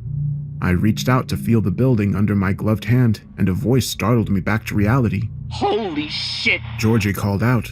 Our heads followed his gaze. Ahead of us, a few dozen meters down the road, was one of the shadow men Carter had mentioned. Whatever this thing was, it didn't seem to belong here. The being's body had begun to pulsate and shake furiously. It seemed like it was made from a less stable version of our gateway. Eventually, it stretched itself out thin, quickly becoming more translucent before vanishing before our eyes. What was that? I don't like this. Bobby whispered softly, his voice creaking under his anxiety. Where do we even begin to look? Yoshi asked directly to me, obviously trying to maintain mission focus. Well, if I was stuck outside that portal all day and could only see the skyline of this place, I'd try to go to the biggest tower I saw. The others glanced forward. A few miles ahead was the largest skyscraper in the city. Let's head out then. Bobby said as he gripped the rifle in his hands tighter. We walked down the barren streets, surrounded by nothing but screaming. It was clear they were coming from inside each building, but curiosity or not, I would never be willing to lead my men into unnecessary danger just to explore. One cut is all it takes. A voice whispered. Did you guys say something? I asked out. I knew I had heard something under all the howling voices around us. My team all shook their heads and pressed on. Can you see us? Hey, stop walking. I know I heard something. I barked out as I began to look around. Are you dreaming yet? That time I heard it straight in my ear. Not on the outside of my suit, but in there, with me. I could almost feel their breath wrapping around my face. I pulled my rifle up and aimed it towards the voice. I saw my team raise their weapons up with me. I don't know if they heard what I did, but they stood by me. Jameson, by your feet! Bobby said as he quickly dropped to a knee and began surveying the area. I looked down and froze. On the red sands below me lay footprints, long, talon-like claws. They had been following us since we entered the city, and none of us had noticed. What made things worse is they were facing towards me, circling my body every step of the way. I felt my body begin to grow weak. I heard a shot ring out from Georgie. I looked over and saw the barrel of his rifle aiming towards the glass window nearby. There's something in there. I saw it. I don't know what it is, but it's in there. The fear in his voice spiked. I could see by the way his feet kept shifting he was fighting back the urge to run. My mind started buzzing at this point. I started losing touch with reality. My mind fluttered in and out. I saw things I shouldn't have seen. Children playing in the middle of the street, their faces peeling away by an unseen force. People jumping off buildings only to crawl back inside of them with their broken bones and large piles of squirming bodies viciously ripping into each other's flesh. What set me off most, though, were their faces. They had a look of ecstasy to them. The more pain they received, the more pleasure they displayed. My eyes gave in, and I let the blackness take over. I woke under bright artificial lights. There was a bubble of plastic around me, and my body felt broken. I glanced around and saw people dressed in hazmat suits. They were eyeing me with their clipboards. Joshua A. Jameson regained consciousness in 1704 on the 27th of August, 1984. Muscle spasms have lessened with the introduction of morphine. His eyes show movement and dilation to light. Brain function seems to have returned. I wanted to speak out, but found a lump in my throat I couldn't swallow. I let my eyes travel to the blockage and saw a large tube going through my esophagus. Even with the medications they were giving me, I couldn't let my mind escape from this place. I felt the adrenaline rush through my veins, keeping me awake. Even so, my body remained still. At this point, I began to wonder if I was paralyzed. Joshua? I heard a familiar voice call out. This is Dr. Hargrove. You and your team were gone for 1 minute and 58 seconds on our end. We managed to reel you in using your life support tubing. Do you remember anything? Hargrove put on his best sympathetic voice while hiding behind his hazmat mask. I began to feel my vision start to vibrate once more. I could see Hargrove look down at me with disgust before signaling to a nurse to give me more medication. Before I knew it, I was out once more. The next time I woke up, my body responded to my commands. I still felt pain, but it was manageable. This time, I was strapped down to a chair in Dr. Hargrove's office. Glad to see you awake again, Jameson. Sorry about our previous meeting. I was just a little overzealous for answers. We're confident your condition has improved since then. So tell me, do you remember what happened? I struggled to talk, but I felt a stabbing pain in my neck. The hole they cut into my throat was still healing. No, please don't explain. I'd just like simple replies, as in yes or no. Raise your fingers on your right hand if yes, and your left if no. Understood? I struggled to raise the fingers on my right hand. I felt them crackle and pop under my skin. They felt unused and weak. All right, Joshua. So back to my first question. Do you... I cut him off and raised the fingers on my left hand. Okay, I'll keep note of that. Do you know what happened to your team? I raised my fingers on my left side again. Thank you, Joshua. I want to see if it's possible to kick your memory back into action. We have the video recording of what happened out there. I'm going to show it to you, and if by the end of it you remember anything, just let me know. Hargrove gave a thin-lipped smile before walking over to a television set. He produced a rather large DVD and put it into a video player. I know to most of you this doesn't seem like a big deal, but this was the 80s. DVDs didn't officially exist at this point. While you were asleep, we went ahead and cut out most of the footage that we deemed not necessary. So let's begin where you entered the city and where you lost consciousness. The doctor hit the play button and the video started. Immediately, I heard my own voice. Did you guys say something? My voice called out to my squad. As I watched the recording, I noted my movements were more rapid than I remembered. I jumped from one thing to the next in a fraction of a second. Eventually, I looked back to my partners and they shook their heads in response. I began to walk a few more feet before stopping again and crying out at my group. Hey, stop walking. I know I heard something. I saw the camera jump as I lurched myself forward, raising my weapon close to eye level. The video quickly shifts back and forth between me looking at the rooftops and the nearby buildings. I mouthed the next words spoken by Bobby. Jameson, by your feet! The video aimed toward the red sands at my feet. The talon marks still showed up on the video, which brought a faint feeling of relief to me as I continued watching. A loud bang knocked that relief away as Georgie fired off his round. I looked at him as he pointed his rifle towards the glass windows nearby. I looked closely at the footage and swear the shadow inside that building was moving. And by shadow, I mean every damn inch of it. A hulking mass of void blocked out any light from reaching inside. At this point, the camera begins to wobble back and forth as my feet began to lose any sense of sturdiness beneath them. I collapse down to one knee and start to breathe in and out heavily. Jameson, are you alright? Yoshi asked, reaching over to me. I looked up at him and nodded. From here on out, I don't remember a thing. Yeah, I'm fine. Let's keep going. The voice was definitely me, but I most certainly had no recollection of it. From their footage sped up, the only sounds that came through were my loud, labored breathing. Every once in a while, my vision would aim towards the sand, exposing more strange footprints. Some just seemed to appear around me. Eventually, my team and I found ourselves standing near the entrance to the skyscraper. You ready to head in, guys? Bobby asked as he tilted his head upward at the top of the high-rise. Let's just get in and get out. If he's not in there, I say we call it quits for the day. Georgie replied. In the footage, I began laughing before shaking my head. I felt a growing tension rising in my body.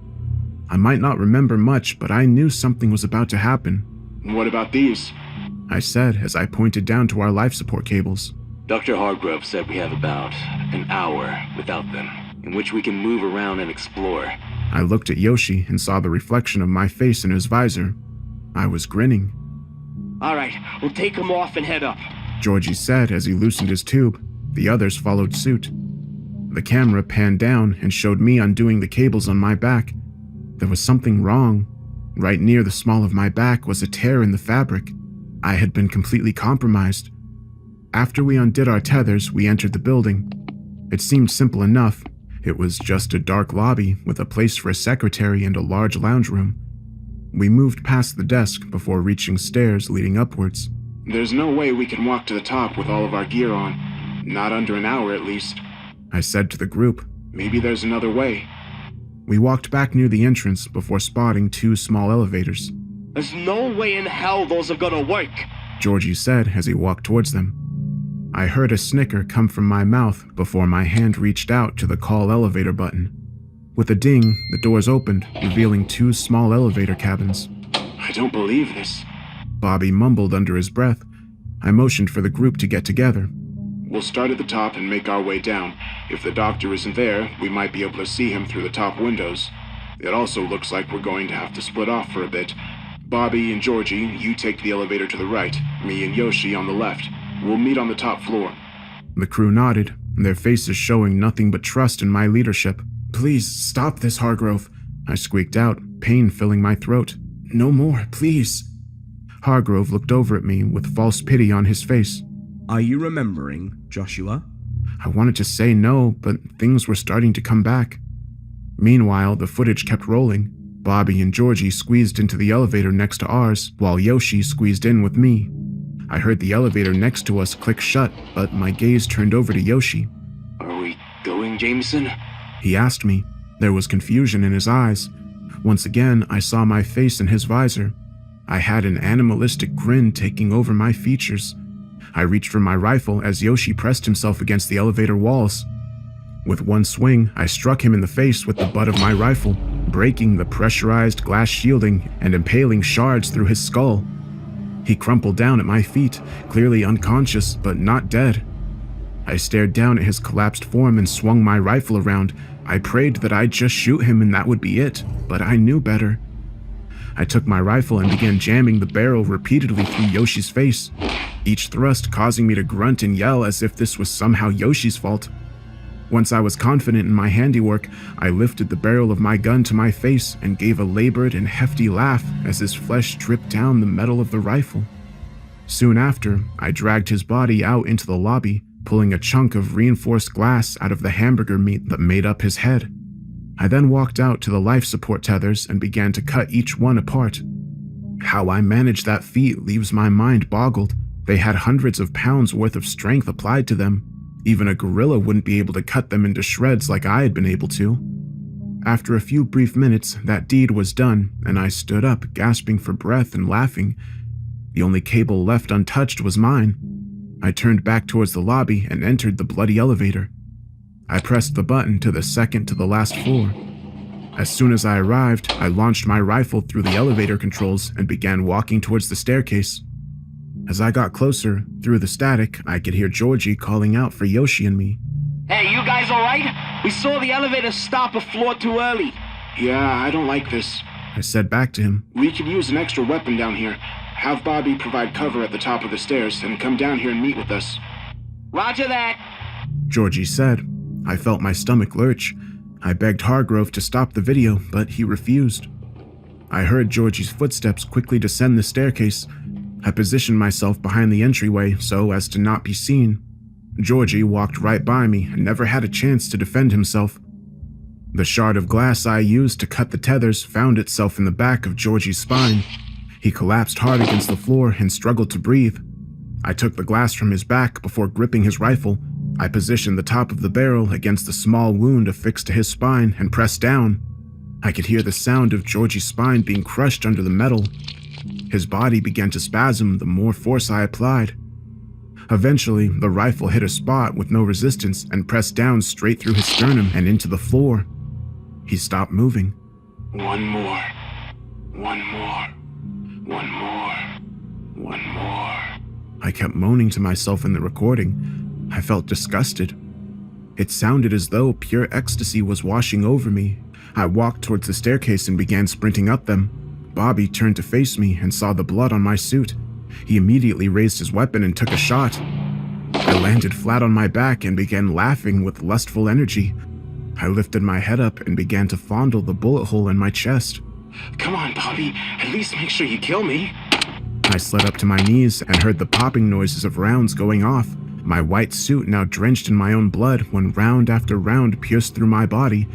I craned my neck and looked at my friend. He had emptied his clip and was now trying to reload. Do you see them, Bobby? They're all around us. Cutting, stabbing, hurting, and loving. Pure emotions. Pure, raw emotions.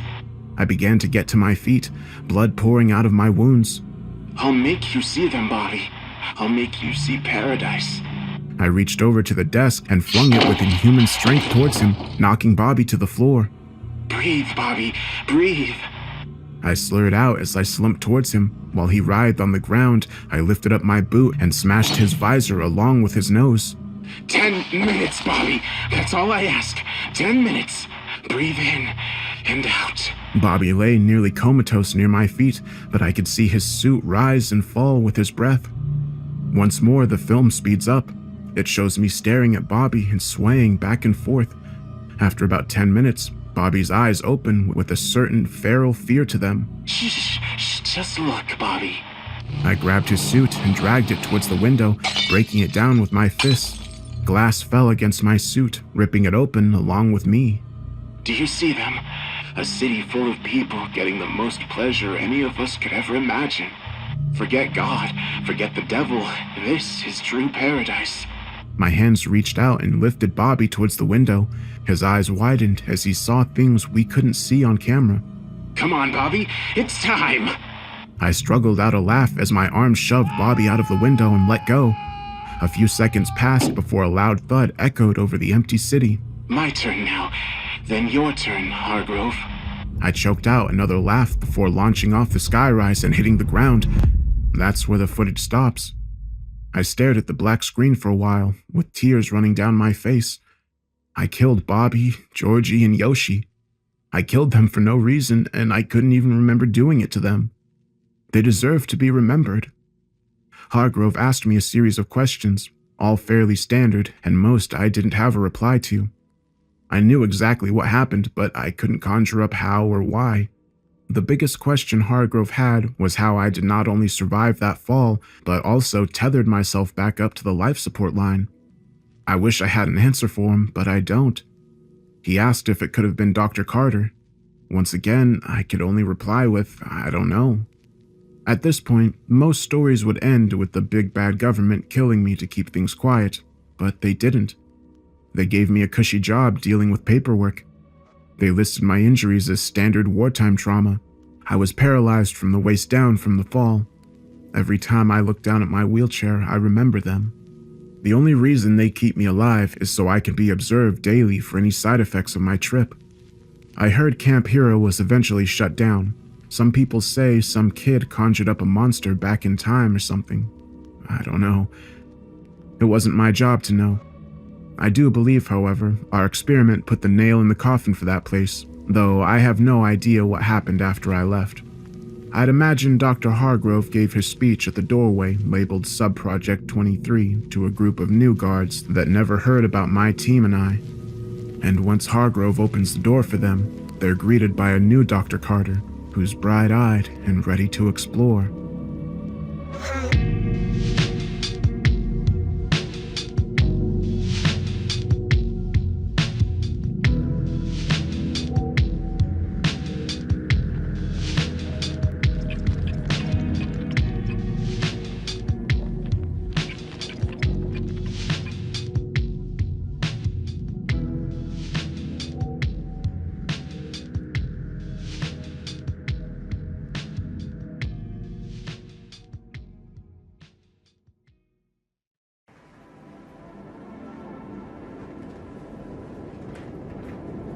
Do you think we're dead?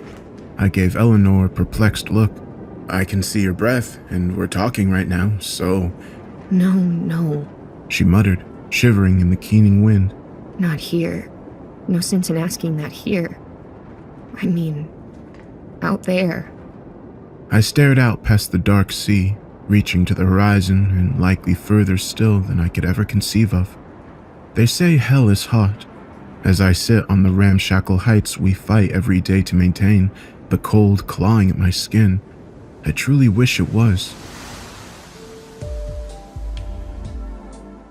My mother used to say, as long as you tried. Those 5 words hammered strength into my psyche. They once gave meaning in battling hardships and misery. Now, that's a dangerous epithet. You're free to try if so inclined.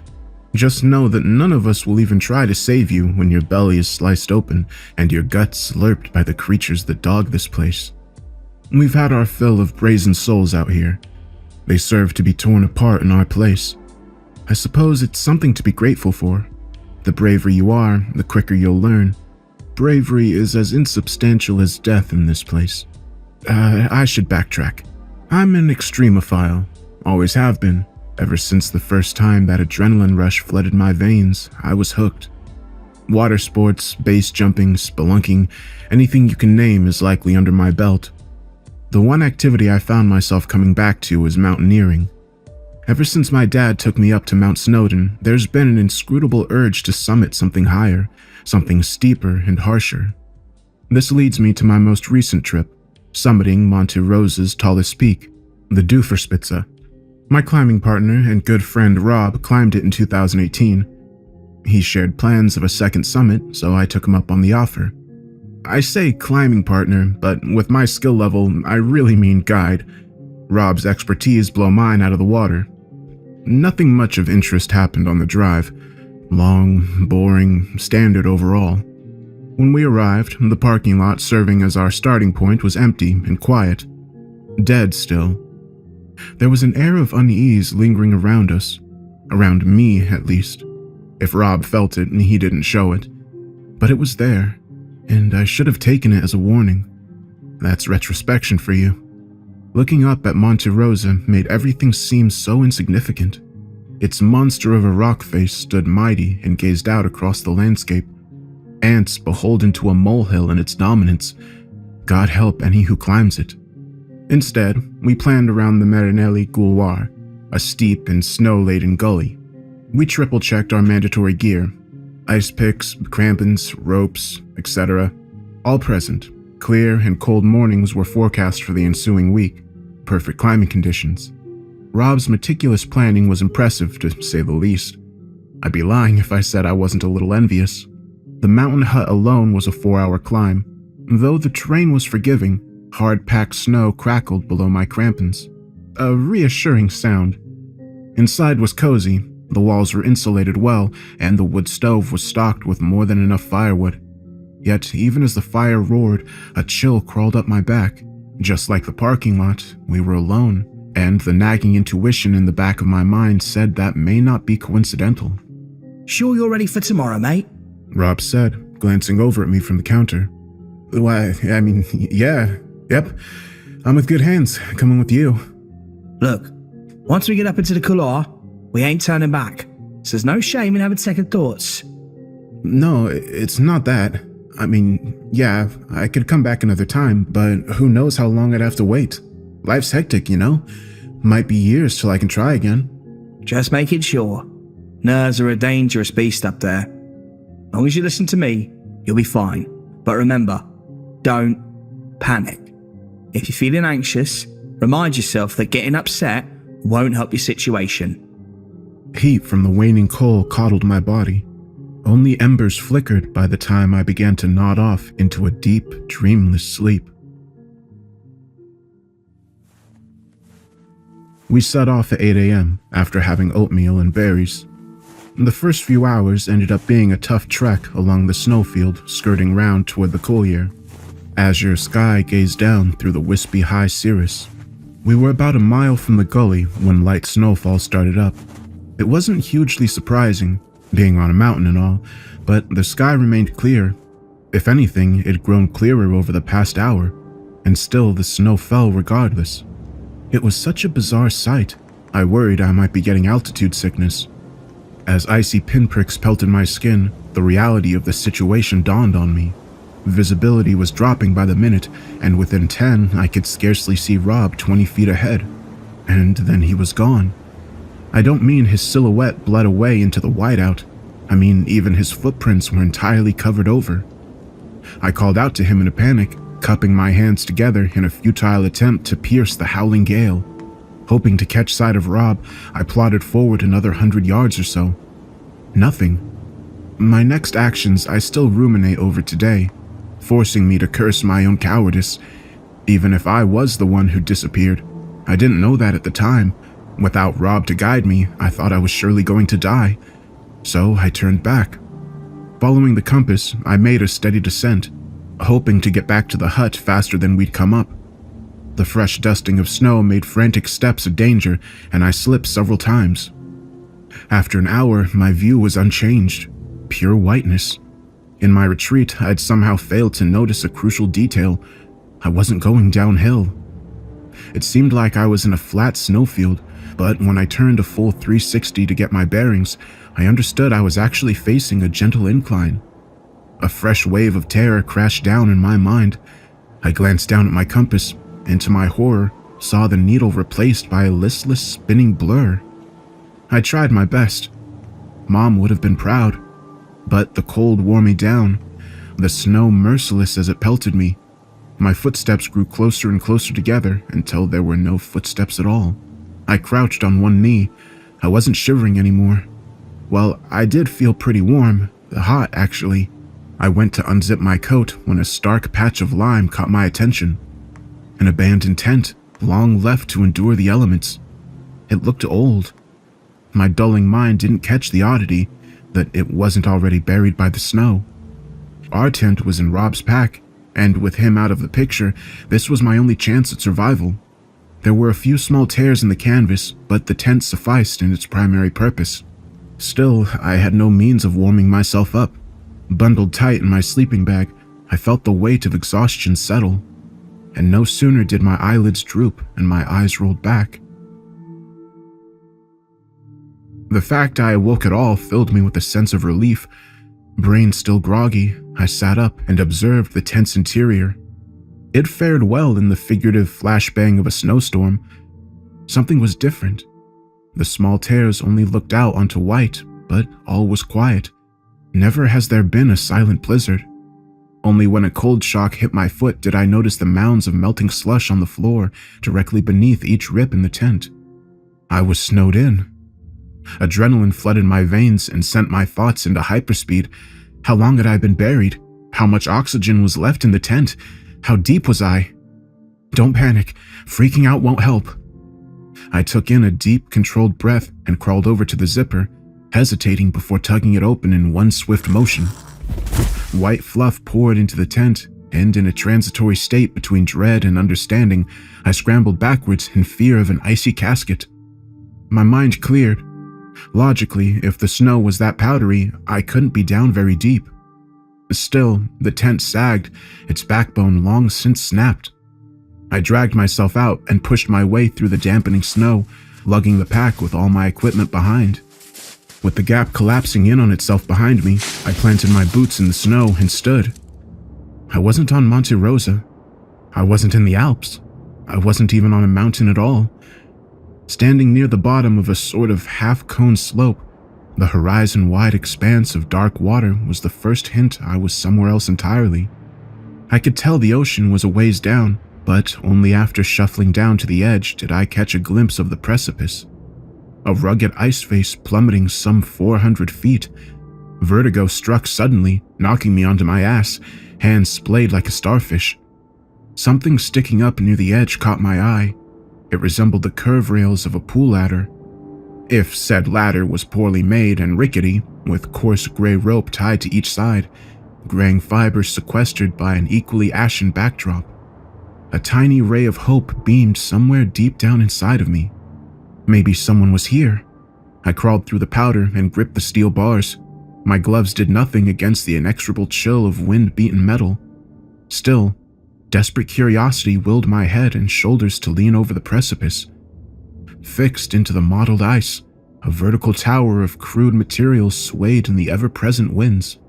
It reminded me of a shantytown with its hastily flattened planks and battered metal sheeting. For the life of me, I couldn't fathom what reason any sane person would have to build such a thing. Then again, I'd yet to find anything in this place I could fathom. Hello? I called out.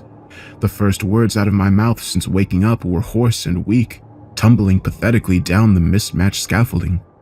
There was an immediate response from somewhere below. I couldn't see anyone, but there were multiple voices, bleeding together into a garbled slur. Relief warped into regret as I remained hunched, frozen, as if I were some frost-caked gargoyle in a forgotten castle. Though my voice barely cut through the winds, I regretted opening my mouth. I didn't quite know why. The frantic shuddering on the platforms as someone clambered up to meet me instilled a deep, imminent foreboding. I somehow hadn't realized before, but the ropes tied around the bars I clasped onto were actually those of a rope ladder.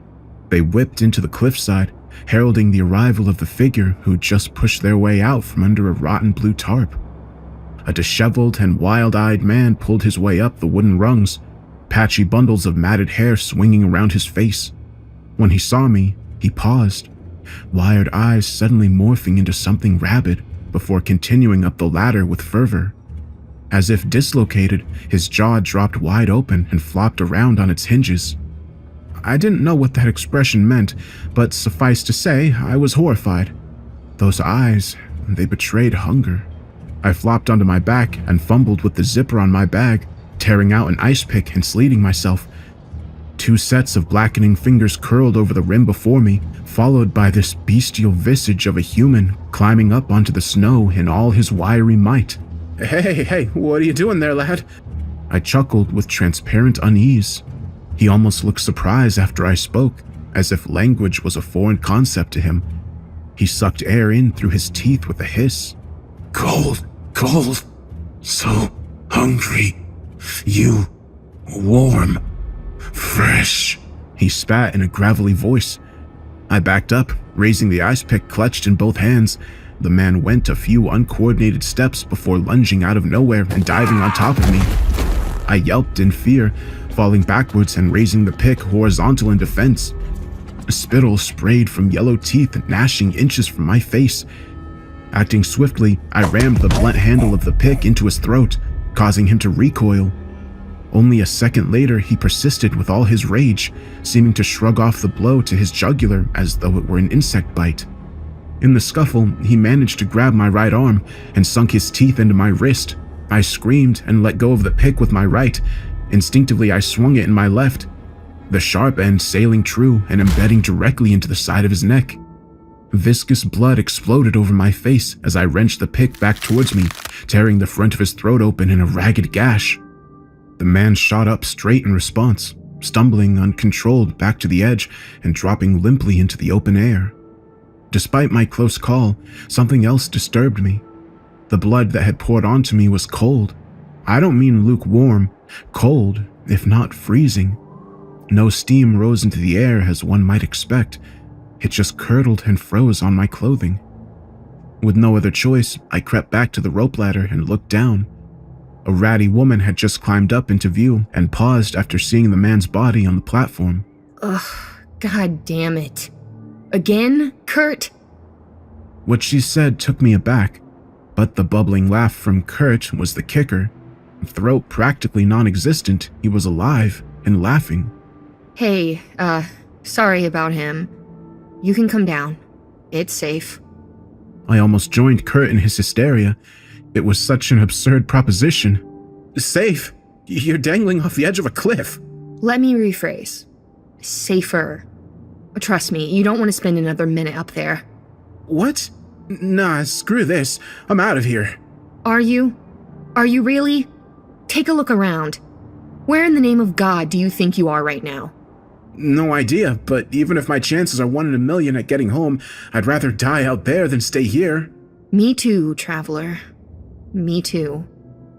With that, the conversation was over. The woman turned her attention to Kurt. I refused to witness any more of this madness and stormed off back up the slope I'd come from. After a few steady paces, I stopped dead in my tracks. Something was off. Imperceptible movement in the snowfield. Distant thuds growing nearer. I squinted to make anything out, but I didn't need to. There, near the buried tent I'd crawled out of, the falling snow outlined an absence. Empty air. A strong gust flung pale dustings off the ground to form a haze, and in it, the shape was clear. I couldn't tell you what it was, only what it resembled. Serpentine in form and of simply vast size, it coiled through the haze the way an air bubble darts through water. 2, maybe 3 sparsely spaced legs jabbed out of the ground, leaving clear imprints of whatever this thing was. Scythe-like mandibles sliced through the air towards me. It wasn't a hallucination. I could hear its sharp limbs clacking, feel its heavy steps through the ground. I reneged on my words and scampered back down the ladder. Vertigo be damned, I couldn't stand up against whatever the hell that thing was. The girl was still tending to the man whose throat I'd torn out and shot a glance over to me. Told you, she said with an ill-fitting smile. What the hell is that? I couldn't see it. Well, I could, but... It's fine. They won't come down here. I sank to the floor, if it could even be called that, and a sudden wave of despair overtook me. I hadn't the first clue where I was.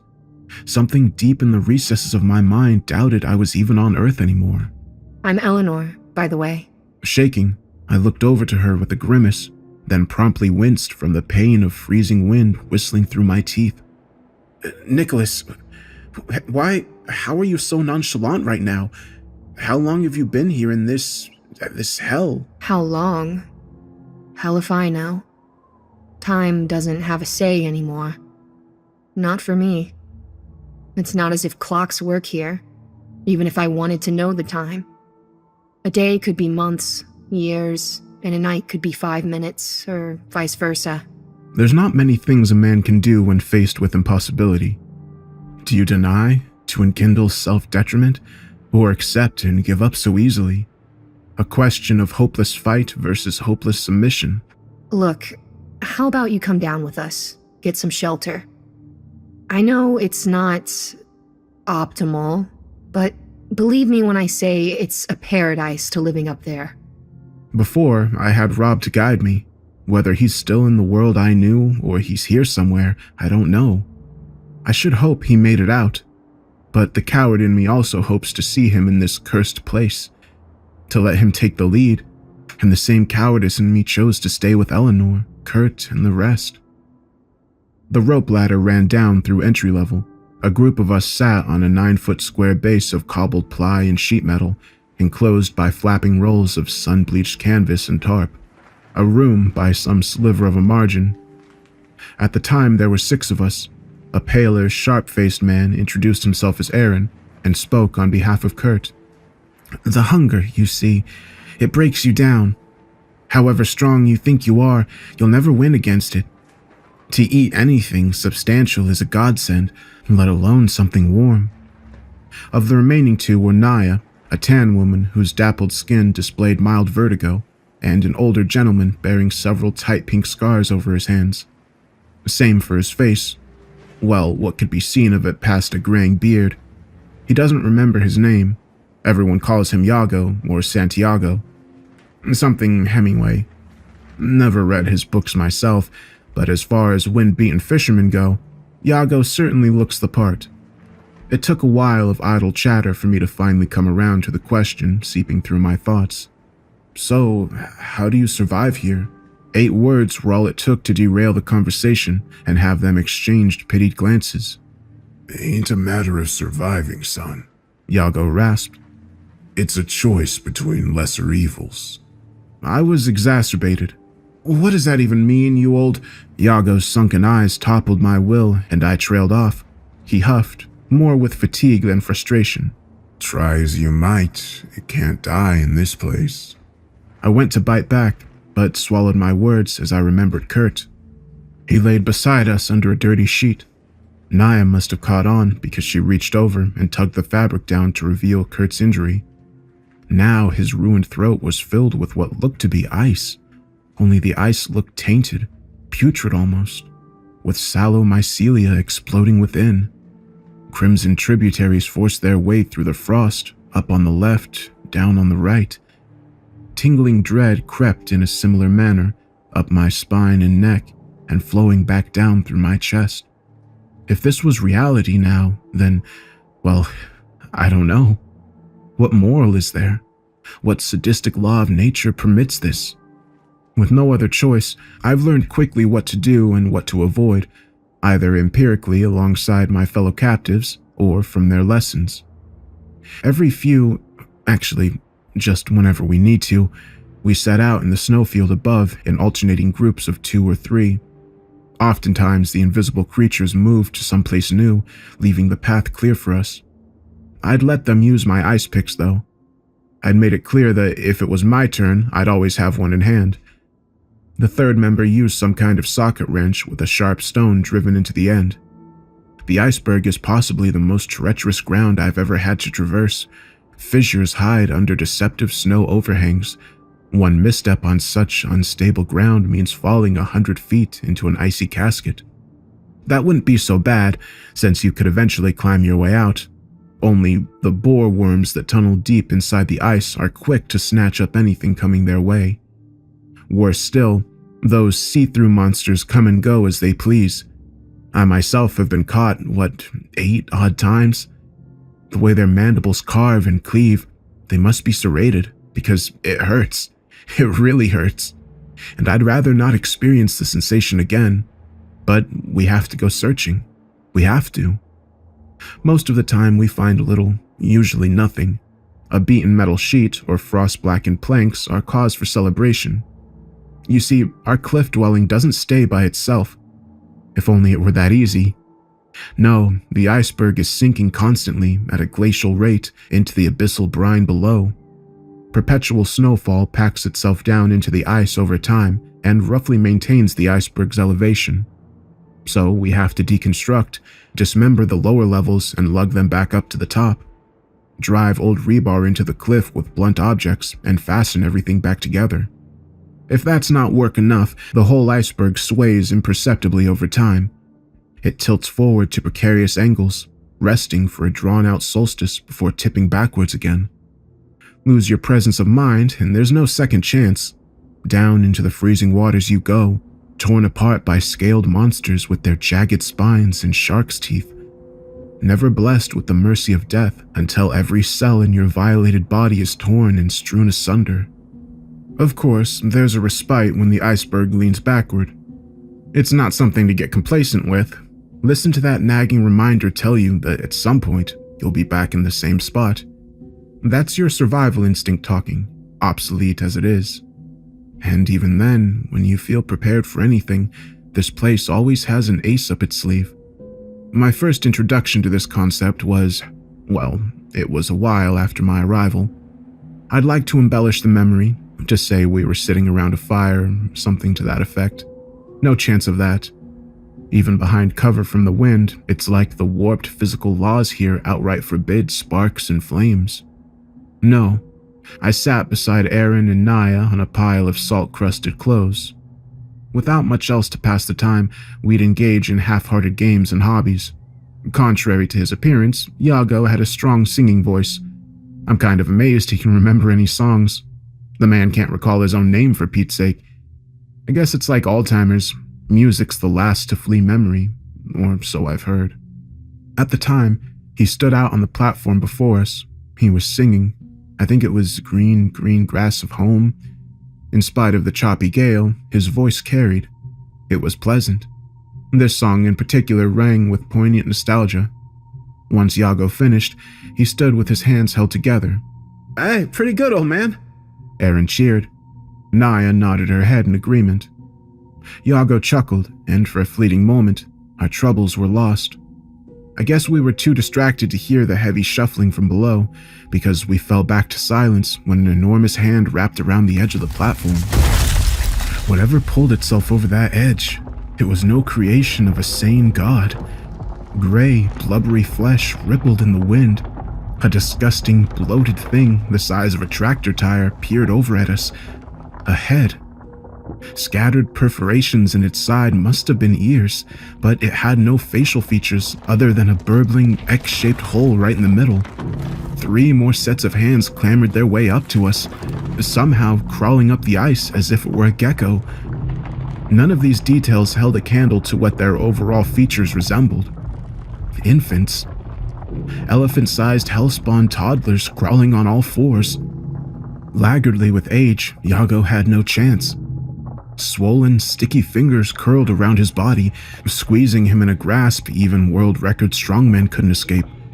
The awful harmony they made upon claiming their new plaything is etched into my soul. Gargling coos of childlike elation, deep in pitch and easily drowning out Iago's hysterics. In the brief period before they left, I watched, oblivious to the screams of Naya and Aaron, as the creature shook him around and pulled at his limbs. All I could hear were joints and bones snapping, cracking. The creature holding Iago brought him up to the dribbling hole on its face. The hole dilated, revealing a cavernous passage of dripping flesh, and, with slowness I'm sure was intentional, pushed Iago inside, feet first up to his neck. It closed around him with such pressure I could hear his body breaking, and with crushed lungs he couldn't even scream. And just like that, they descended, leaving us with a cold, empty space shaped like an old man. That's how it goes here. No mercy, just suffering. Endless, indiscriminate suffering. These are a handful of things we can predict, or at the very least, expect. It may be logical to melt the ice and drink it. We are, after all, still subject to thirst and hunger, despite needing no food or water to live. Fresh snow from up above is okay, but the ice is bad water. It's rotten. It putrefies and becomes teeming with disease. In particular, it hosts some kind of parasite. Drink it and they'll start breeding inside you until your organs are rife with them. They sap any moisture they can from your body, drying you into a shriveled husk. Oh, and they're permanent. Literally no way of getting them out. I mentioned boar worms before. They're not an issue most of the time. Sometimes, if you look deep into the ice cliff, you can see them burrowing within. They're lightning fast though, so I can never get a clear picture of them. From what I can gather, they're long, thick, and leech-like. Their heads open up to reveal strangely mechanical sets of spike balls which spin against each other to grind through the ice. I don't know if they're immune to the parasites. Maybe they're symbiotic. Worm eat ice, parasite take water, who knows? This nameless hell has fates of plenty, except one: death. I didn't know how it worked at first, but it later on became clear. Months, perhaps years after Yago's abduction, something happened that was gut-wrenching and incredible in equal measure. About 25 feet from us, the ice began growing outwards. A small mound at first, swelling like rotten pustules. It was when a familiar visage began forming that it clicked, and we built a walkway across. Through some uncouth law of nature, Yago grew in the form of an ice sculpture. Then color flushed his skin, starting at his fingertips and slowly spreading. He eventually broke free with a crack and a pop and fell down into our arms, vacant-eyed and nude. A grotesque and wholly unnatural birth. Yago was never the same after that. Deference held our tongues from prying, until the curiosity got too much to bear. Even when he prodded him, asked him what had happened, not one incoherent word slipped from his lips. I shudder to think about what might have happened during his absence at the hands of those abominations. Things that considered him nothing more than a toy to wear out. We've taken to calling them blubbers. I'd say it describes them to a T. With a honed skill at hiding, they're not too hard to avoid. The problem is hearing them approach before they arrive, because if you don't, well, no need to repeat what's already been said. Past that, a worse revelation came to light. No matter what we do, no matter what happens to us, no matter how violent or peaceful the death, we'll return, spat right back out into the fray every time, no matter what. The brutality displayed in this realm is nothing to be scoffed at, but at the very least, you grow accustomed. Meat and bone lose their sting, and yet there are some things the scars can't toughen you against. One in particular stands out to me. Kurt and I were out on a scouting trip. We'd long since made amends by this time and agreed to let bygones be just that. Plodding along the ridge of a snow dune, Kurt cocked his head to look at something, then grabbed my shoulder with a wary firmness. Get down. Now. We both dropped down below cover. I hadn't seen anything, but by now I trusted Kurt's judgment. What? What do you see? Caught it in the corner of my eye. Thank fuck I ain't look at it. Without thinking, I went to peek over into the open snowfield. Kurt tore me back by the scruff of my jacket, bringing me to eye level. The hell's you doing, you fucking oaf? Don't look at it. I stared, confused. At what? The uncoupled. Should really get Ellie to go over. Whoa, slow down. Uncoupled? Yeah. Don't look too deep into the name. I only seen it in the corner of my vision before. Just a dark shape. Nah, more than that. A stain. A stain on the world. Carefully, I turned my head in the direction he'd seen it, as if I'd be able to see right through the snow. Okay, if you can't look at it, how do you know? Been plenty here before you, mate. Knew one or two of them. This kid called, Kent, yeah. He looked. Said it was hollow. Sort of an empty imprint that might have once been a person. I think he said something along the lines of, it's like if you took someone and stripped everything away except their being. Still not sure what he really meant.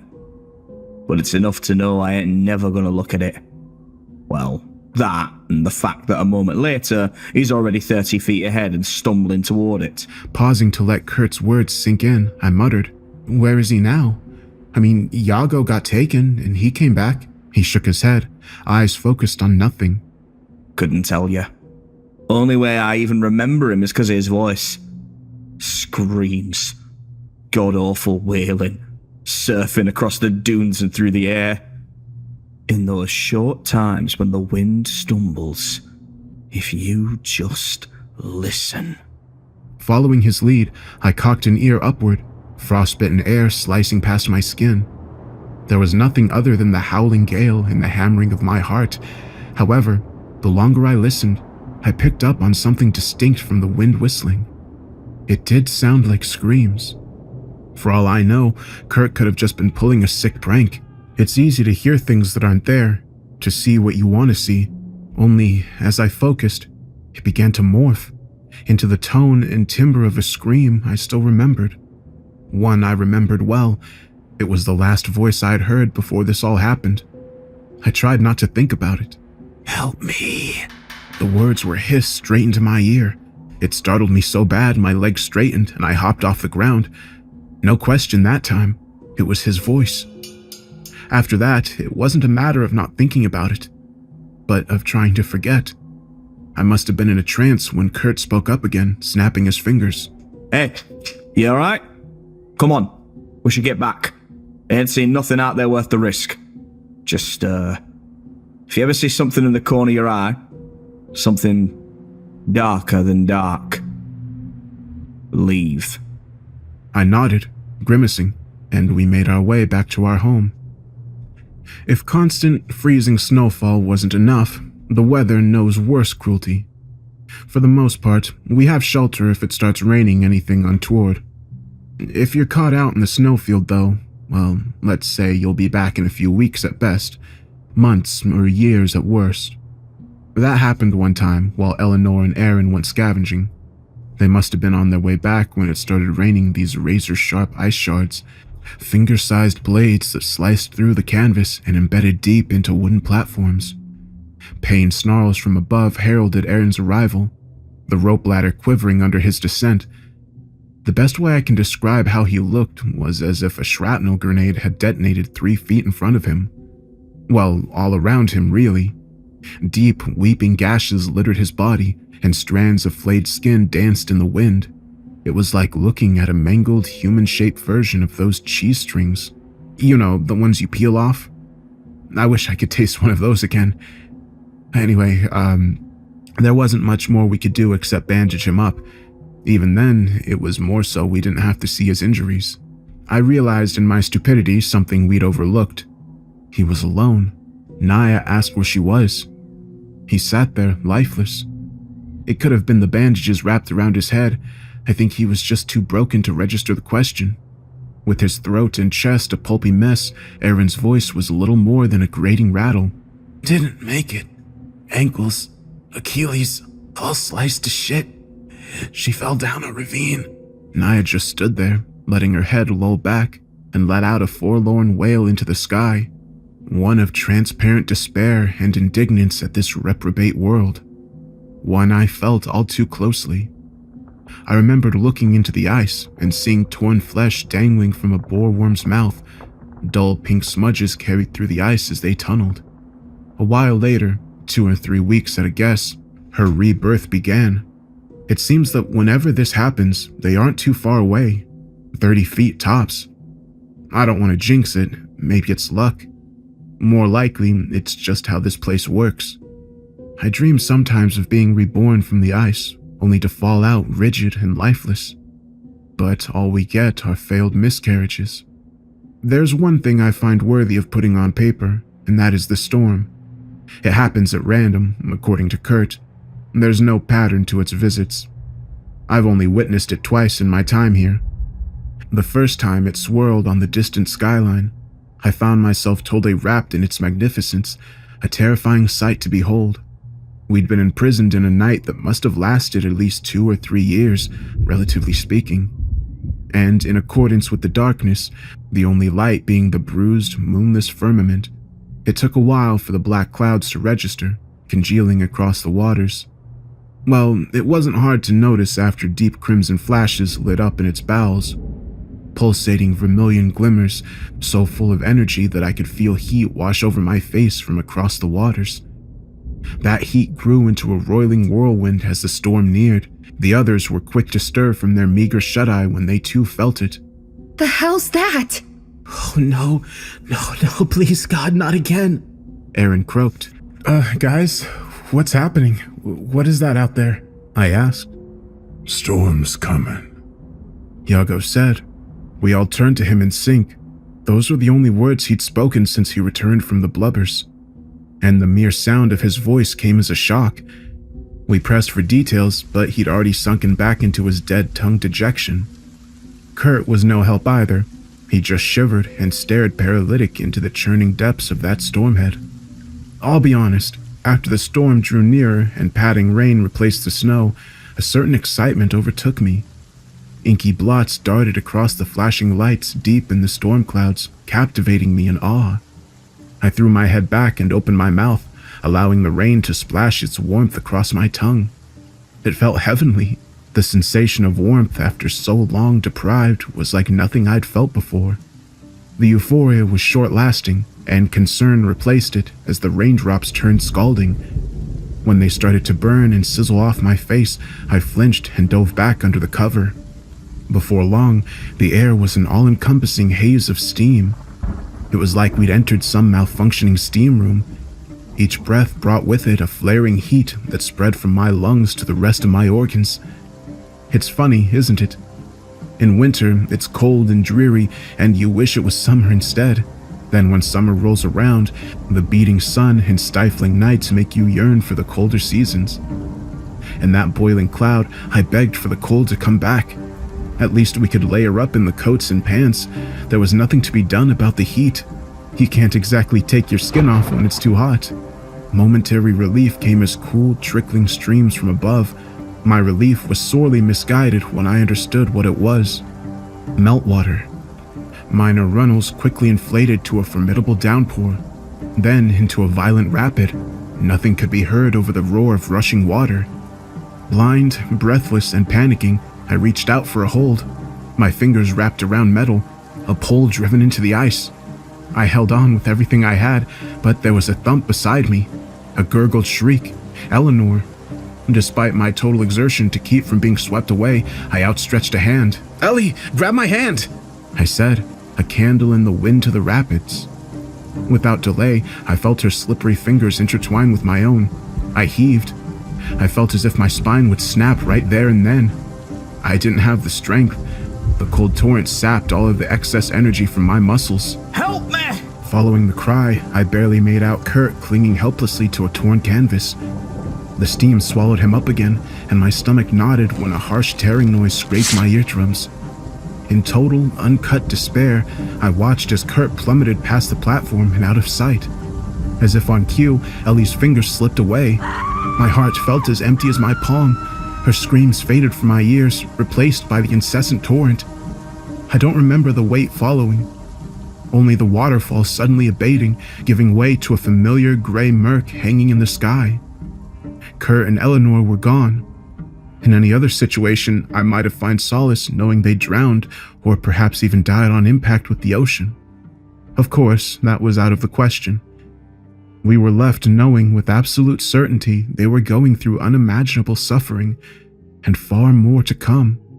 Whether at the hands of unseen leviathans, blubbers, or any other nameless thing lurking in the depths, it didn't matter. I just hoped whatever found them was vicious enough to tear them apart, digest their bodies into nothing, and allow them to return. A week passed, and Eleanor began to regrow. Another 2 weeks later, Kurt appeared. After their rebirth, we all knew better than to prod. Just leave them be. Let them process it. Let them decompress. Loss may seem a trivial affliction without death, but I would be naive to think of loss as a purely physical separation. Yes, you may be taken away, put through unspeakable suffering, and then be reborn, but for lack of a better term, those victims lose some integral part of their being, slowly chipped and whittled away. Something so abstract, so important, yet it cannot be grasped by the hand. Once it's gone, there's no reeling it back. And still, we went on. We had no choice, and fell back on mindless habits for comfort. In a way, we found paltry success in learning what makes this place tick. Trial and error. However awful those trials have been. My thoughts lingered on the storm after it happened a second time. We were seasoned, prepared for what was to come, making sure our cover was uninfiltrated by the elements. We pulled together ropes and twine, tied them around ourselves, and fastened the ends to various driven poles and stakes. Maybe I'd been too focused on the storm and its sizzling droplets to catch Iago unfastening himself and standing up. A yell from Aaron brought me to attention, but it was too late. Iago, already several paces away, lumbered toward the edge of the platform. We all thought he'd jump, futile as it be. He didn't. Instead, he threw off his shoes, socks, jacket, and pants, everything, until he stood stark naked, exposed to the elements. At this point, we knew better than jumping up to help. We had no fault in this. He'd come back eventually, after all. Yet I could sense something changing. I don't know what or when it started, but it was there. A shift, a redirection of energy. Iago howled as his skin bubbled and blistered under the storm's ferocity. I think it was when his skin began sloughing off in great swaths that it happened. Without warning, Iago's entire being burst into a furious red flame, a sparking vermilion plasma crackling with the intensity of lightning. Eyes watering from the heat, I watched transfixed as his silhouette, shrouded in hellfire, seemed to be eaten away into nothing. Not a puff of smoke or steam bellowed from him. His backlit shadow disintegrated inch by inch until the last smattering of fragments were burned away entirely. Absolutely nothing remained of Iago once the storm passed. Not one stray hair or nail fragment. Of course, we expected him to grow out from the ice face. Right away, in fact. Nothing happened. We scanned every last inch of the cliff. Nothing. It's been... hell, I can't even guess how long it's been since then. It's all so damn arbitrary. Meaningless. Could be decades, centuries, millennia. My family might be long dead by now. Hell, humanity could have already gone extinct. And in all that time, I've yet to see a hint of Iago's return. Maybe he's in another worse place. Maybe he's dead. Or maybe he made it back home. Those are the only possibilities I can imagine. And as far as I can see, that's a 2 out of 3 chance of escaping this place. Escaping eternity. Next time the storm comes around, I think I'll follow that old man's example. Strip down to my most human form, raw for the whole world to see. And maybe, just maybe, the rain will set me free.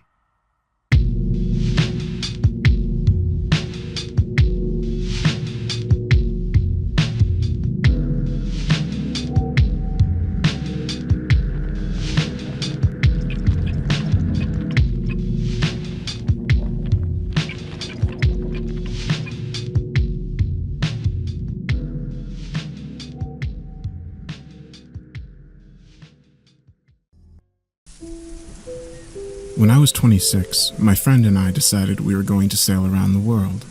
Ambitious? Yes. Stupid? Yes. As I record this, I am 3.5 years into this journey, with an estimated 2 weeks until I reach home base. I'm not sure if I'll make it. I'll sum up my life story thus far in 3 short sentences. I was lucky to have a nice family growing up, and we lived by the water and loved to sail. After college, I realized I wasn't very happy with myself and needed direction. I thought I'd find answers on the open water, or something like that, so me and my best friend set sail. Samuel and I had saved up a lot of money ever since we were teenagers. We bought a yacht together, aka a tattered 35-foot boat that was built in the 1960s with a nice motor and huge sails. It took some work to get it going again, but it was worth every penny. We had plenty of food, clean water, water purifiers, medicine, flare guns, solar generators, batteries, a professional GPS, all the essentials. We also have a nice satellite thingy that Sam set up so we can have Wi-Fi on board. It only works about 10% of the time, truth be told, but if you're hearing this, it means it's done its job. The past 3.5 years have been, interesting. Some weird stuff has happened, but I don't have time to go over it all right now. The only thing of importance now is surviving the situation I'm in and creating this recorded record of what happened. It started a couple hours ago. Like I said, I'm about 2 weeks away from California, where we started our journey going north away from Mexico into the Pacific Ocean. A few hours ago, Sam and I were sitting out on the boat's deck, sipping some champagne, celebrating the fact that we were in the home stretch. The stars, my God, the stars were beautiful. You really can't get a better view of them than from the middle of the ocean. We were quietly admiring them. We had talked so much in the past 3 years, but the silent moments we shared were the ones I remembered most. Like that moment we were in, silently watching the stars at night and drinking champagne. Or the first morning we set sail. We didn't talk for almost 2 hours as we watched the sunrise, as it first appeared as a red blob climbing over the ocean's end. Sam was strumming "Here Comes the Sun" on his guitar. The salty wind was hitting our face, and I thought, this is it. No coming back. This is the beginning of this whole journey. I thought about these moments and more like them, but I was broken from my daze as I noticed Sam had stood up from his seat rather quickly and was staring off into the dark horizon. "What is it?" I asked. "I thought I saw a flare." I looked out in the same direction he was and waited. A couple of seconds passed, then a skinny, barely visible streak of red appeared. It was a couple of miles away, maybe more. Sam turned to me. "A flare?" I nodded. "A flare. Let's go, now." "Got it." I ran to the controls and started up the engine. We turned the vessel sharply and darted over in the direction it came from. We were traveling fast for sure, but not at an unsafe speed. Our boat rocked up and down and side to side as we traversed the rough waves. Sam and I probably sailed for 10 minutes or so without seeing any more flares and no sign of any other vessels in front of us. "Should we keep going?" Sam asked. Just a little longer, I think." So we did. But this is where things took a turn. No, not a turn. A turn implies the driver is still on the road. No, things didn't take a turn. Things dove off a cliff. "Whoa, slow down!" Sam yelled at me. I slowed down significantly. "What is it?" I see something. I'm not sure yet. Can't make it out." We continued at a slow, steady speed, keeping an eye out. I could see what he saw soon after he pointed it out, but I couldn't make it out. A buoy, maybe? Some scrap from a ship? We approached closer. Wait, no, it's too skinny. Except on top, it's a sign. It's a stop sign. Sam muttered. It was about 10 feet higher than the water's surface. It stood perfectly still as the waves crashed around it. The octagon was red and weathered and covered with rust, but the white letters reading "stop" in the middle were unmistakable. How is it not moving? It was almost as if its pole was stuck into the ocean's floor hundreds of feet below us. "What the hell?" I said. I don't know, man. Let's turn around." I agreed because I didn't like whatever vibe a stop sign in the middle of the ocean was giving off. We turned and passed by the sign once more and sailed away. We were silent again, but not like before when we were sipping champagne. We weren't thoughtful, reflecting, or anything like that. We were scared. I could tell he was. I was, but why? It's just a stop sign, right? Nothing spooky about that. Just weird, just odd, out of place. We continued on for a while, not speaking, until I made a remark about the water. "Wow, the water has really calmed down. These waves are baby waves." "Seriously," Sam confirmed. "This is the quietest the water's been in months, maybe years." He was right, but a chill crept up my neck when I realized how quiet it really was. It wasn't just quiet, it was growing quieter by the second. 20 minutes before, the waves were roaring and crashing into our boat, but they had weakened to small splashes, then had diminished into the faintest sounds of water moving, like a small creak, but then it was silent. There were no ocean sounds at all. If any of you have been out on the ocean in the middle of the night, you know how dark the water really is. It's basically black. The only definition of the waves comes from the moonlight, and you can faintly make out where the waves break and crash. Well, as the sound diminished, so did the waves. The choppy black water had grown stiller and stiller and stiller, and now It was still. It was black. It was flat. It looked like there was no ocean. There was no reflection from the moon or stars anymore. There was nothing beneath our boat but darkness. Sam turned to me. He didn't have words, but his petrified expression confirmed that I wasn't going crazy. We both moved towards the side of the boat's deck and looked down where the water should be. Looking straight down was an odd experience. You know when you look up in the sky and your eyes go for the furthest possible focal point they can? Well, this seemed to go beyond that point. There was nothing but darkness, and I couldn't find an end to it. Sam grabbed my arm. "What is this? What's happening?" "I'm not sure." I turned to him, but then I noticed something far worse. He was no longer backlit by the moon. There were no stars behind his darkened figure. The only light came from our boat's lamps. There were no stars, there was no moon, there was no water. There was only us and our vessel. There was nothing beneath us and nothing above us. The ship no longer rocked back and forth with the water's current. It was perfectly still, absolutely motionless. We floated somewhere in space and time, I know that much, but I had lost all direction. I felt like I was losing my sanity too. I had an odd, out-of-body experience then. It was like I was a mile away from where I stood. I could see the small light emitting from the boat far off in the distance, and surrounding us was nothing but darkness. It looked like we were floating somewhere in outer space, a part of the universe void of any stars or light. I came back from that vision and gained some composure. What does the GPS say?" I asked. Sam ran over to the navigation system's display. "It says..." His eyes were locked on the screen. He didn't finish the sentence. What does it say?" "It says..." He paused again without looking up at me. "It doesn't know where we are." "That's impossible. You said the GPS works everywhere." "Everywhere on Earth, yeah." That gave me pause. "What are you saying?"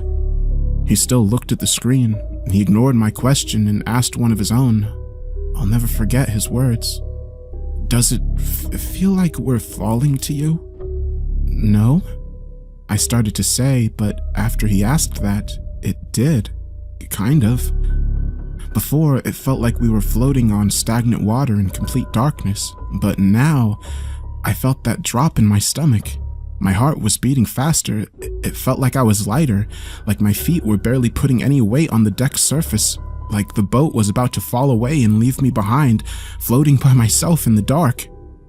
"No," I reconfirmed, though I wasn't sure what I really believed. It could have been my imagination.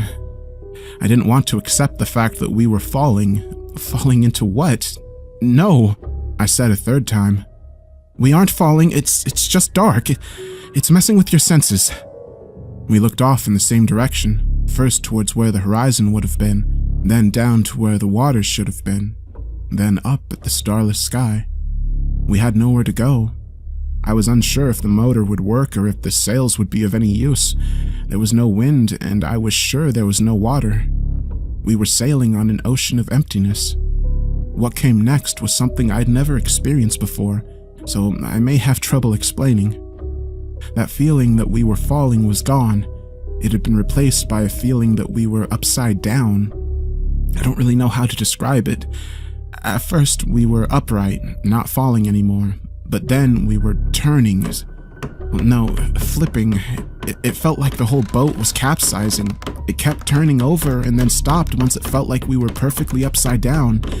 It was still completely dark. There had been no change in scenery to indicate we had turned upside down. Nothing on the boat shifted at all. It was just a feeling. Like in outer space, there's no real up or down, but I'm sure an astronaut would be able to feel if they had been turned upside down. And I could tell Sam felt it too. He turned to me with eyes wider than I'd ever seen them. We didn't say a word to each other. Our locked eye contact was broken by light above us. It slowly appeared, but it was obvious that it was stars. It was the stars and moon in the sky once again. "Oh, thank Christ," I said. But as Sam and I looked upward, I realized we weren't actually looking at the sky. We were looking at a reflection of the sky. It had a slow, rhythmic motion refracting the light in a strange way. Then, I realized we were looking at water. I looked overboard and saw that beneath us was the night sky, beautiful and bright now, unmoving, and above us was the ocean, daunting and dark but reflecting every star off its surface. We were upside down, or we were still upright and everything else had flipped. I turned to Sam, whose expression matched my own, one of shock and confusion, but the word confusion doesn't do the situation justice. It was beyond my ability of comprehending something as a human. He looked at me. His expression had turned to sorrow. He looked like he was about to burst into tears that second. "Help!" he whimpered. And with that one word, I watched my friend fly upward, flail and scream for 10 agonizing seconds, and then splash into the dark ocean above my head. He fell, I thought. He fell up or down into the sea. But I didn't fall. I looked up at the now rough waves and waited for my fate to be sealed, but nothing happened. Not yet. I ran into the cabin and began recording this. I'd come to the conclusion that I was going to die somehow, and soon. I wanted my experience to be recorded for someone to hear, so someone knew what happened to me.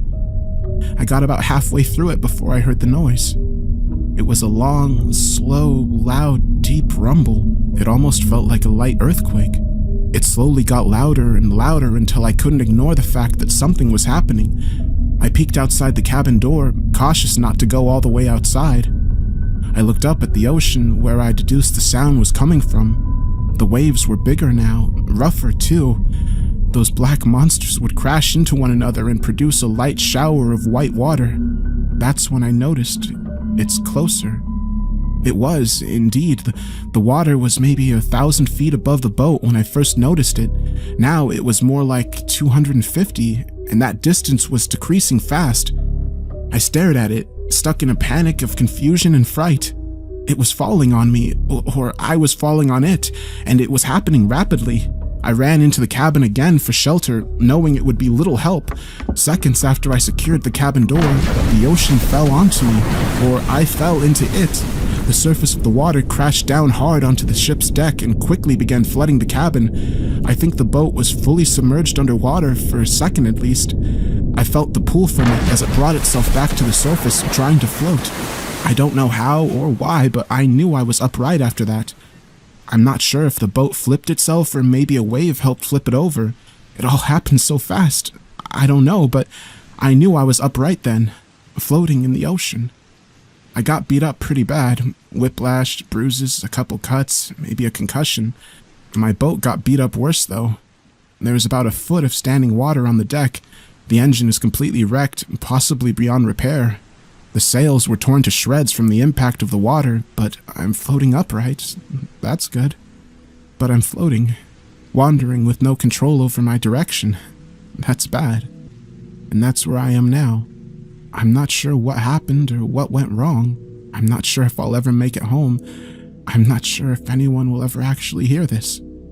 My GPS isn't working anymore. God knows where I am. I'm just hoping this internet thing Sam set up still works. God rest his soul. All I can do now is send up a couple flares and hope someone rescues me. It's still so dark.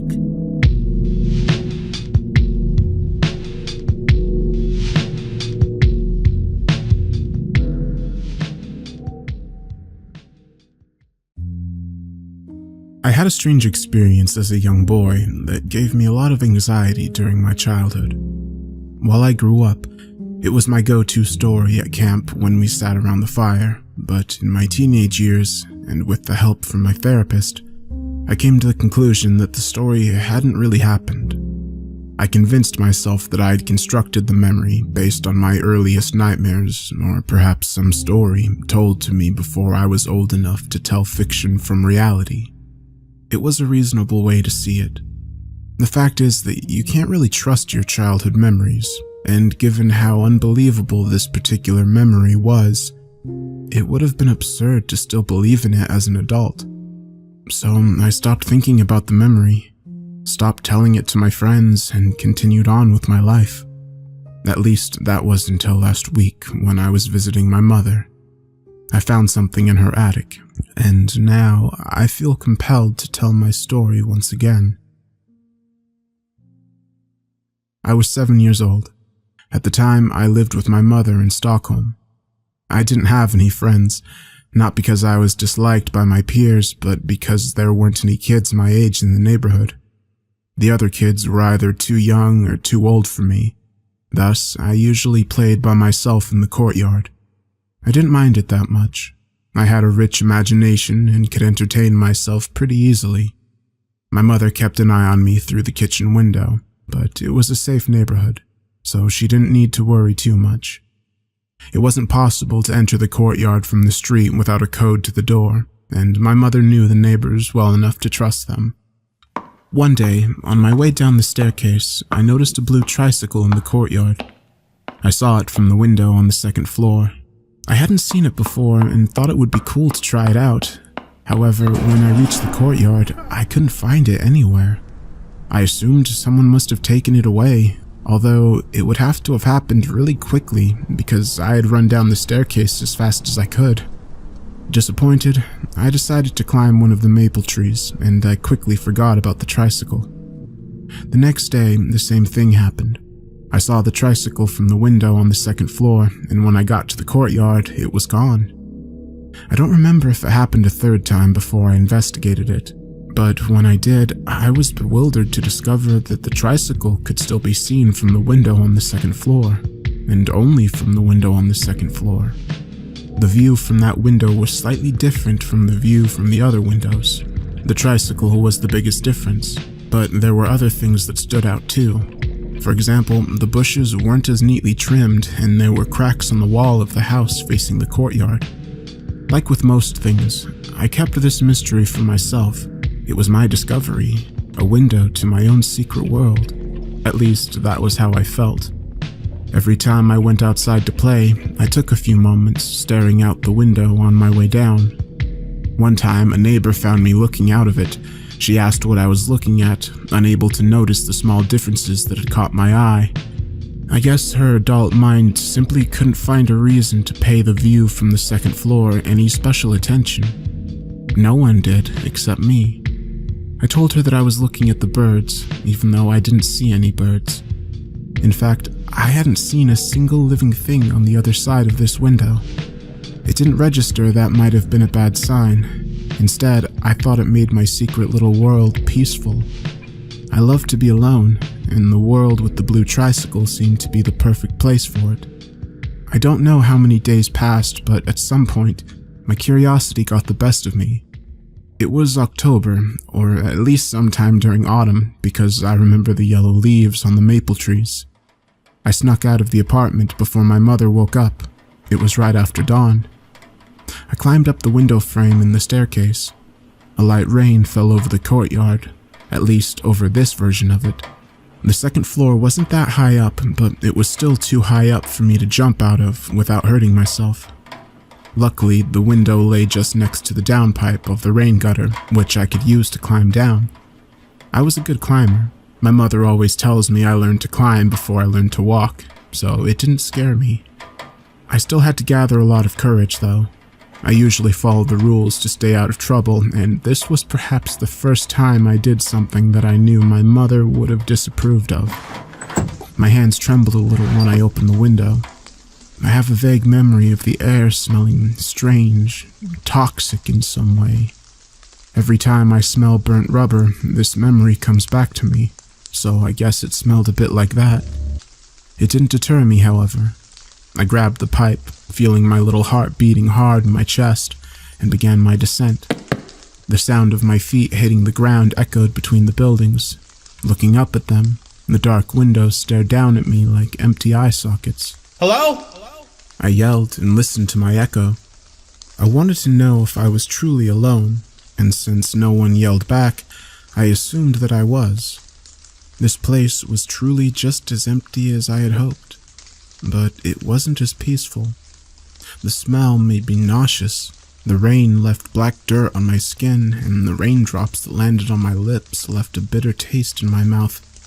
Looking up, I noticed a couple of high-level clouds tainted with a yellow color.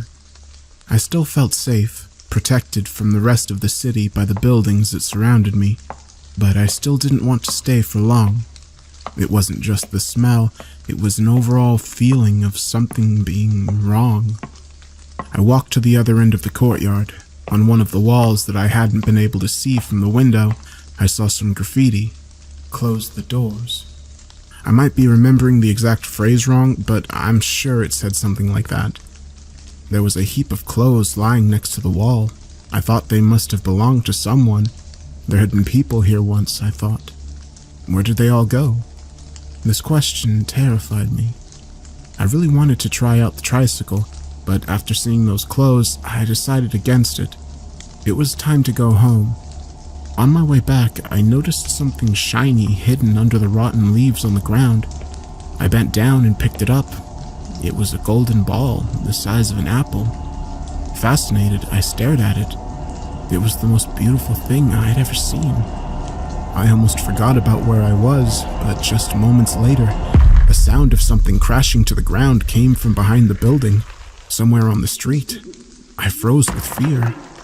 Something living was moving around on the street behind the building. It made a noise that sounded like a cooing of a pigeon, but much deeper. Another crash. It was the gate to my apartment building, the one leading directly to the courtyard through a tunnel. I stood at the wrong side of the entrance and didn't dare to run past it. The cooing echoed inside the tunnel. Something was slithering its way through it.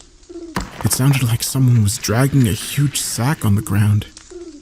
I hid in the bushes and held my breath. The racing beat of my heart pulsated through my entire body. I was shaking, and when I saw the thing coming out of the tunnel, I wanted to scream, but I kept silent. A huge arm appeared from the opening of the tunnel and grabbed the ground. It pulled its body forward a few meters, but not enough for it to come outside. Another arm, its left arm, extended out of the tunnel and pulled the body far enough for it to exit the tunnel. It wasn't really a body, though, rather just an enormous gray head with some lonely, long black hairs. It was as big as a truck, and the long arms were attached to where its ears should have been. It had two golden orbs as eyes, and its mouth revealed enormous, sharp teeth. It formed an O with its mouth, going as it sniffed the air with its long nose. It pointed its face towards me, but it didn't seem to see me. I wanted to cry, but forced myself to keep dead silent. Since it didn't have any ears, it probably wouldn't have been able to hear me anyway, but in my state of panic, I didn't think about that. It began spitting something in different directions. One of the things landed just next to me. It was a golden ball, just like the one I had found under the leaves. Seeing my reflection on its surface, I realized they were eyes. That's why it had come when I found the first ball, and that's why it had found me now. It began to crawl toward my hiding spot, licking its lips while cooing excitedly. I had to run. I closed my eyes for a second and then bolted for the pipe. As soon as I appeared in front of its larger eye, it began to scream like an infant, but much, much louder. I didn't look back, but I could hear it rapidly dragging itself after me. With shaking hands, I grabbed the pipe and began to climb. The screams from the saggy, gray head hurt my ears. When I was just about to climb inside the window, the creature was beneath me. It reached for me with both of its unnaturally long arms. My eyes were burning from the muddy rain that fell into them. I screamed out in pain and terror and blindly pulled myself inside, a fraction of a second before the creature would have grabbed me. Somehow, I don't remember how, the window cracked as I fell down on the granite steps of the staircase. There was a loud bang, and the crying from the monster outside stopped in an instant. I got up, rubbed the rain out of my eyes, and looked outside. The blue tricycle was gone, and so was the slithering beast. My own world had returned outside the window, possibly because it broke. I got into trouble for sneaking out and for breaking the window. I'm not sure if I ever told my mother the story at the time, but if I did, she most likely took it as a way for me to escape my responsibilities. As I said, over time, I stopped believing this story. I blamed my wild imagination. After all, it was the most reasonable explanation. But last week, I visited my mother to go through my old stuff before she gifted it away to charity, and that was when I found it. There was something heavy in one of my old toy boxes. I swallowed nervously. A drip of sweat ran down the side of my head, and I opened the box with trembling hands. It was the golden ball that I had found that day. I saw my reflection on its shiny surface. It instantly felt as if someone or something was watching me from far, far away. Or maybe just from the other side of a window.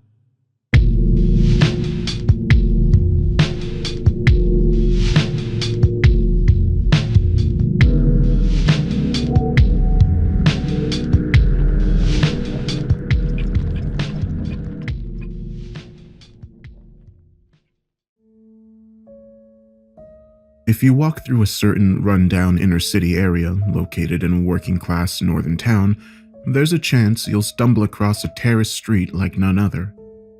I say there's a chance, but in reality, it's a slim one. That's because, technically speaking, Purgatory Street does not exist. At least, not in our plane of existence. You won't find it on any maps, and none of the locals will speak about it with outsiders.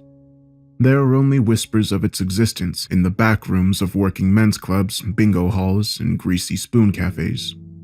It's taken on a life of its own, however, becoming an urban legend across the towns and cities of the North, with rumors eventually reaching people like me through obscure internet forums.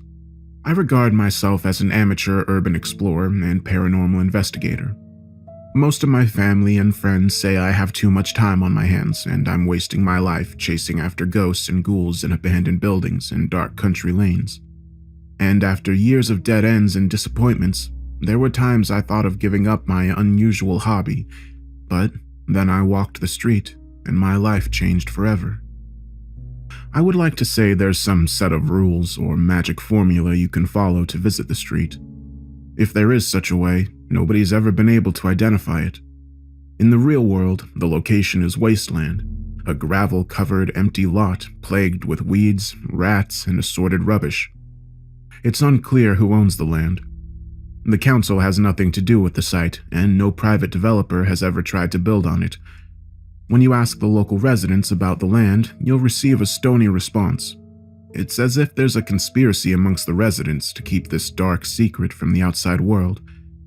And they will react with hostility whenever someone like me comes around and starts asking questions. There's no set time and date when you can turn up and the wasteland magically transforms into the paranormal street of legend. Some say that the street chooses you, only allowing a select few to walk its cobblestones. In any case, 999 out of 1,000 times you'll visit the location and find nothing but weeds and piles of dumped rubbish. But despite the numerous disappointments over the years, I kept on returning. I guess there was something pulling me back to that place, and in the end, my persistence was rewarded.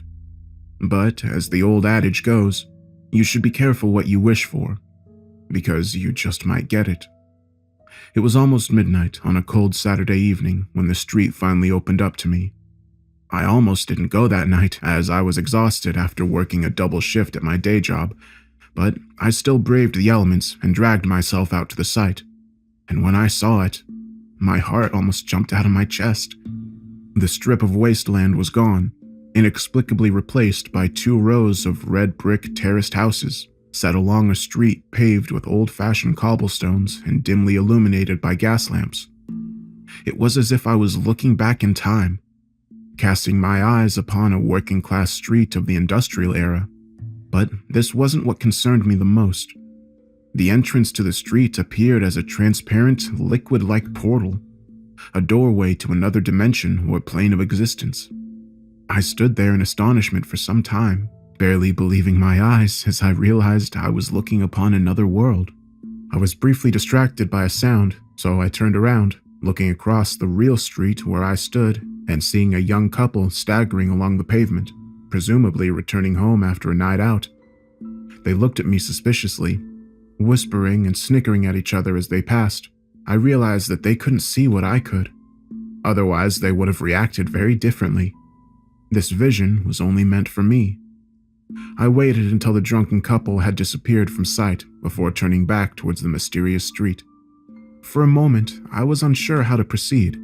The accounts I read from the few who'd claimed to have visited Purgatory Street were typically vague, and so I wasn't clear on how one would enter and exit the supernatural realm. The membrane, or whatever it was, looked inviting, but appearances can be deceptive, and I didn't know whether I could safely cross over and make it back again. Part of me felt like turning around and leaving. I had seen that Purgatory Street did exist after all, and perhaps this was enough. But no, I'd come this far, and I knew I couldn't give up now, so I took a deep breath and stepped forward, cautiously lifting my arm and putting my hand through the membrane, watching in astonishment as the surface rippled like a pond of water broken by a dropped pebble. I saw my hand on the other side, relieved that it was still connected to my body. Reassured, I continued to walk, submerging my entire form in the liquid membrane.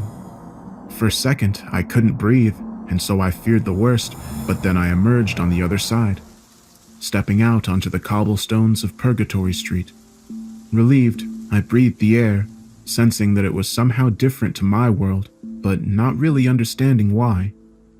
Still, it was a case of so far so good. But now I had crossed over, and I needed to make sure I could make it back. Without turning around, I took a step backwards, and then another, once again passing through the portal before finding myself back on the real street in the mortal realm. I was afraid that I wouldn't be able to return, but thankfully this wasn't the case, as I could step across and back without any problem. And so, after all these years of trying, I had finally discovered something extraordinary.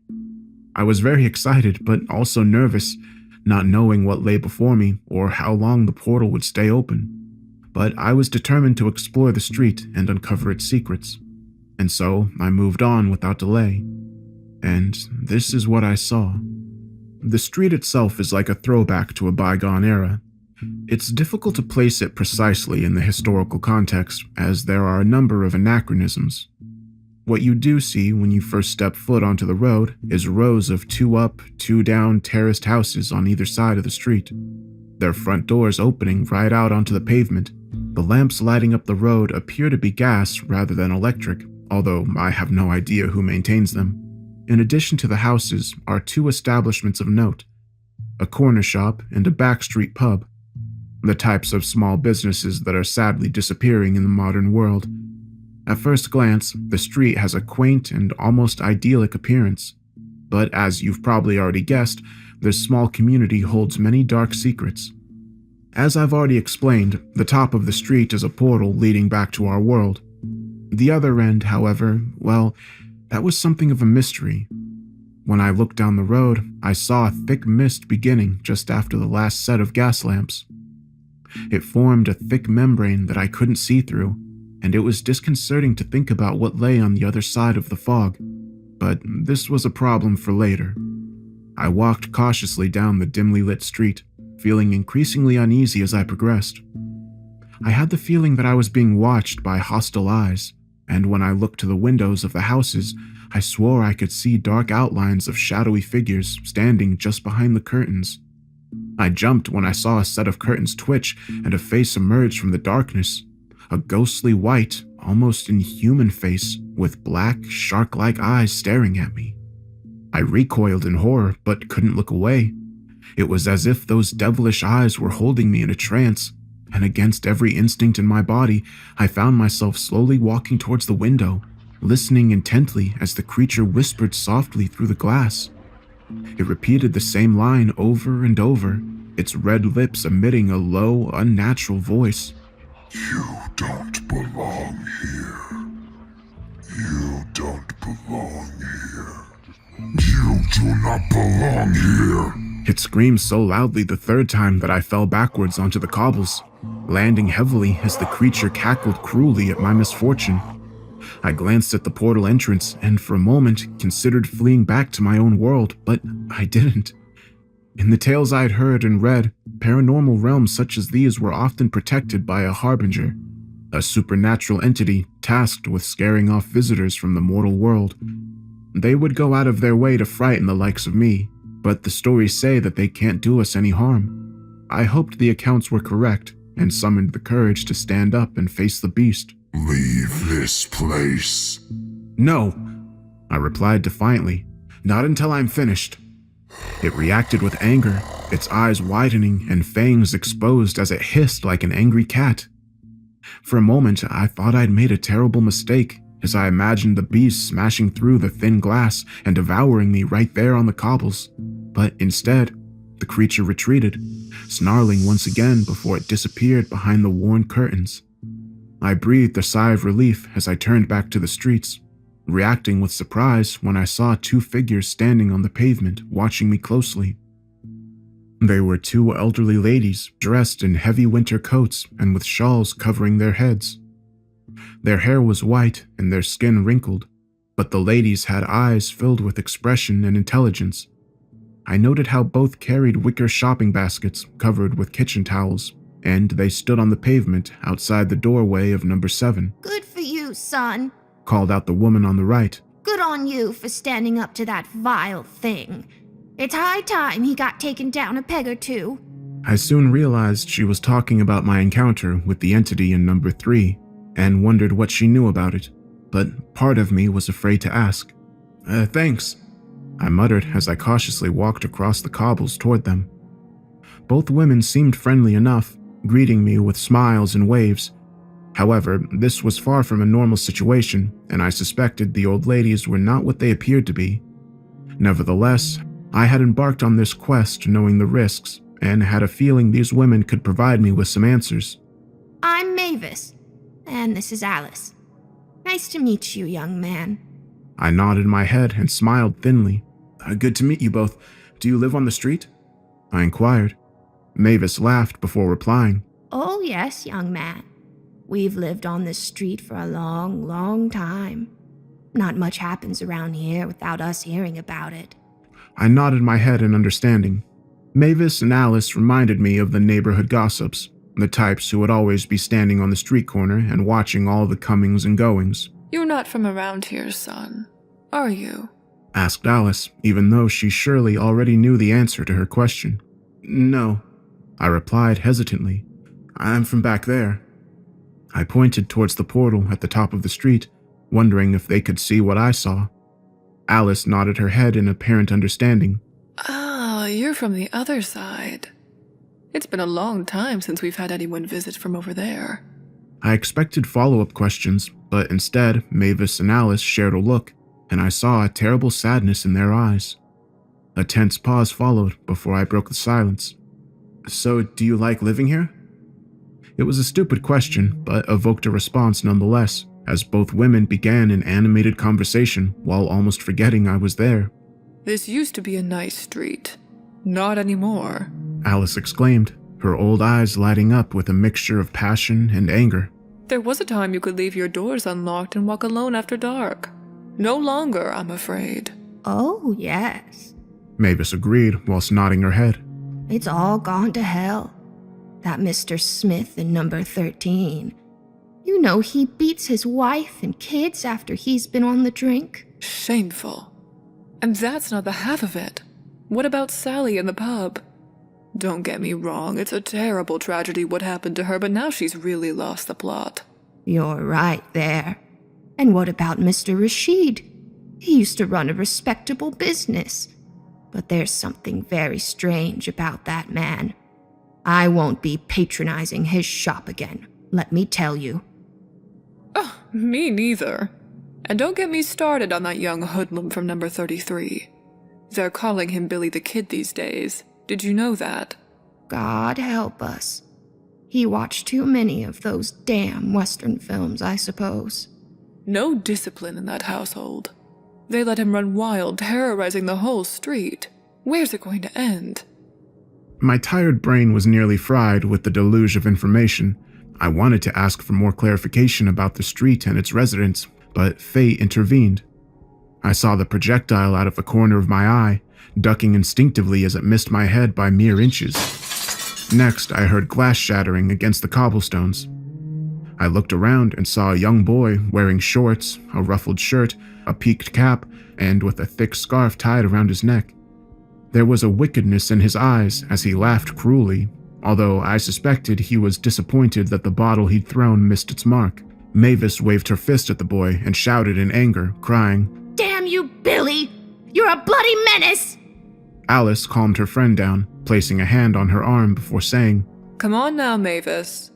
Let's get indoors before it gets worse." And with that, they escaped into number 7, slamming the door shut behind them and leaving me alone on the pavement. Shocked at the lady's sudden retreat, I shot the boy in angry glare, only to be met with a one-finger salute and more mocking laughter. I lost my temper at this, shouting, "You little bastard, come here!" The boy started to run, and I foolishly chased after him, not stopping to think about that it could be a trap. I saw him darting into a doorway and disappearing from sight. I followed, only briefly looking up to see a sign hanging above the door which read, "Mr. Rashid's Newsagents and Grocers," and I noted the miniature flags, newspapers, and stacked cans displayed in the shop's window. I entered through the door and scanned the shop's interior, frantically searching for the boy but not finding him. But by this time, Billy the Kid was the least of my concerns.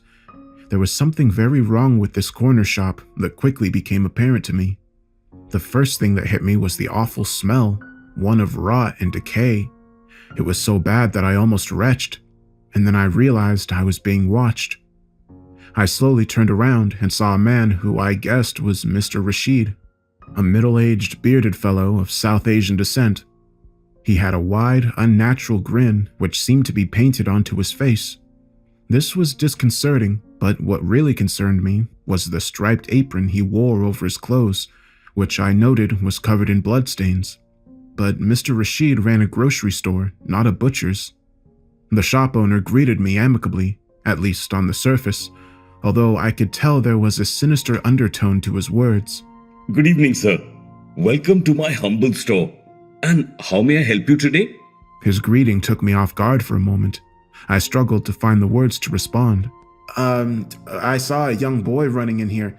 He threw a bottle at me on the street. Did you see him come through here?" Mr. Rashid shook his head, his smile never faltering as he answered, "Goodness gracious. No, sir. We don't allow troublemakers in this establishment. But since you are here, why not take a gander at our fresh produce and see if there's anything that catches your eye? I guarantee we have the best prices in town." I almost laughed as I looked around the store's interior, soon realizing why it smelled so bad in here. Far from being fresh, Mr. Rashid's stock was in a state of decay. The fruit and vegetables brown and rotten, and the milk soured and curdled. In fact, the entire shop interior was in complete disarray, with the ancient newspaper yellow and crumbling and the labelless cans dented or smashed open. Amazingly, Mr. Rashid seemed totally oblivious to the mess, smell, and general chaos as he continued to stand behind the till with that inane grin on his lips. But I sensed there was worse to come, a terrible secret yet to be revealed. The stench grew worse as I walked down the aisle and towards the back of the store. I spotted an ancient white refrigerator, which I guessed was out of order because my nostrils were hit by the new odor of rotting meat as I approached it. I turned to see Mr. Rashid watching me, a nervousness now evident behind his otherwise amicable expression. "Oh, what's inside here?" I asked. The shop owner's smile faltered for the first time as he answered, "Take a look inside if you so wish." I didn't want to open that fridge door, not really, but I felt compelled to do so. Reaching out with a shaking hand, I slowly turned the cold metal handle and pulled the door open, recoiling in horror at what I saw. The shelves inside were packed with rotting meat, the fridge's mechanism broken, and the meat infested with maggots and black flies. But as disgusting as the sight and smell was, this was not the reason for my horror and revulsion, because stacked on the shelves were arms, legs, internal organs, and a human head, its eyes missing from their sockets, and its mouth open and full of wriggling maggots. I retched, retreating in utter disgust as I turned away from the revolting scene, and I glared back at Mr. Rashid, whose face was now filled with guilt and shame. I continued to stare at him in disbelief, remaining silent as he uttered out his confession. "You have to believe me. I'm not a murderer. I never meant for this to happen." He wiped the sweat off his brow before continuing. "I came to this country with good intentions. to start a business and raise enough money to bring my family over. But the pressure, the loneliness, it was too much for me. He pointed angrily towards the dismembered corpse in the fridge. This man broke into my shop late one night. I caught him in the act of stealing from my till. We fought and I guess my anger got the better of me. He lowered his head, no longer able to meet my eye. I knew the police would never believe me, so I vowed to get rid of the body. Please, sir, you must believe that this was never my intention. Tears were rolling down Mr. Rashid's cheek as he finished his sorry tale. I was left speechless upon hearing this tragic confession. What did he want from me? Redemption? Absolution? I could give him neither. Instead, all I wanted to do was escape from this hellish corner shop, and so I looked past the grieving Mr. Rashid into the door. I feared he wouldn't let me go now I knew the truth, but suddenly there was a distraction as a half brick smashed through the shop window, showering the interior with shards of sharp glass. Leave me be! Leave me alone, damn you! I took the opportunity given to me, running for the door and darting back onto the street, leaving the stench and death behind me. I found Billy there waiting for me, soon realizing that he'd thrown the brick that had smashed Mr. Rashid's window. The kid continued to mock me as he ran down the cobblestones. I followed him, although I no longer felt anger towards the young lad. His brick attack had allowed me to escape from Mr. Rashid's shop, and now I wondered if he was guiding me down the street, acting like some kind of cross between a hooligan and a ferryman. In any event, I decided to keep following the boy, even though I feared where he would lead me. I watched as the lad dashed into a doorway halfway down the street, but I paused before entering, seeing the sign above the door which read, "The Bucket of Blood." The windows were frosted and the swing door closed as the boy disappeared inside. I soon realized that despite its unappealing name, this establishment served as the local pub house, a backstreet boozer of the sort you used to find all over working-class areas. Based on my experience thus far, I didn't know what to expect when I entered the pub. As soon as the door swung open, I was hit by the smell of tobacco smoke and stale alcohol. Not the most inviting of aromas, but certainly an improvement on the rot and decay in the corner shop.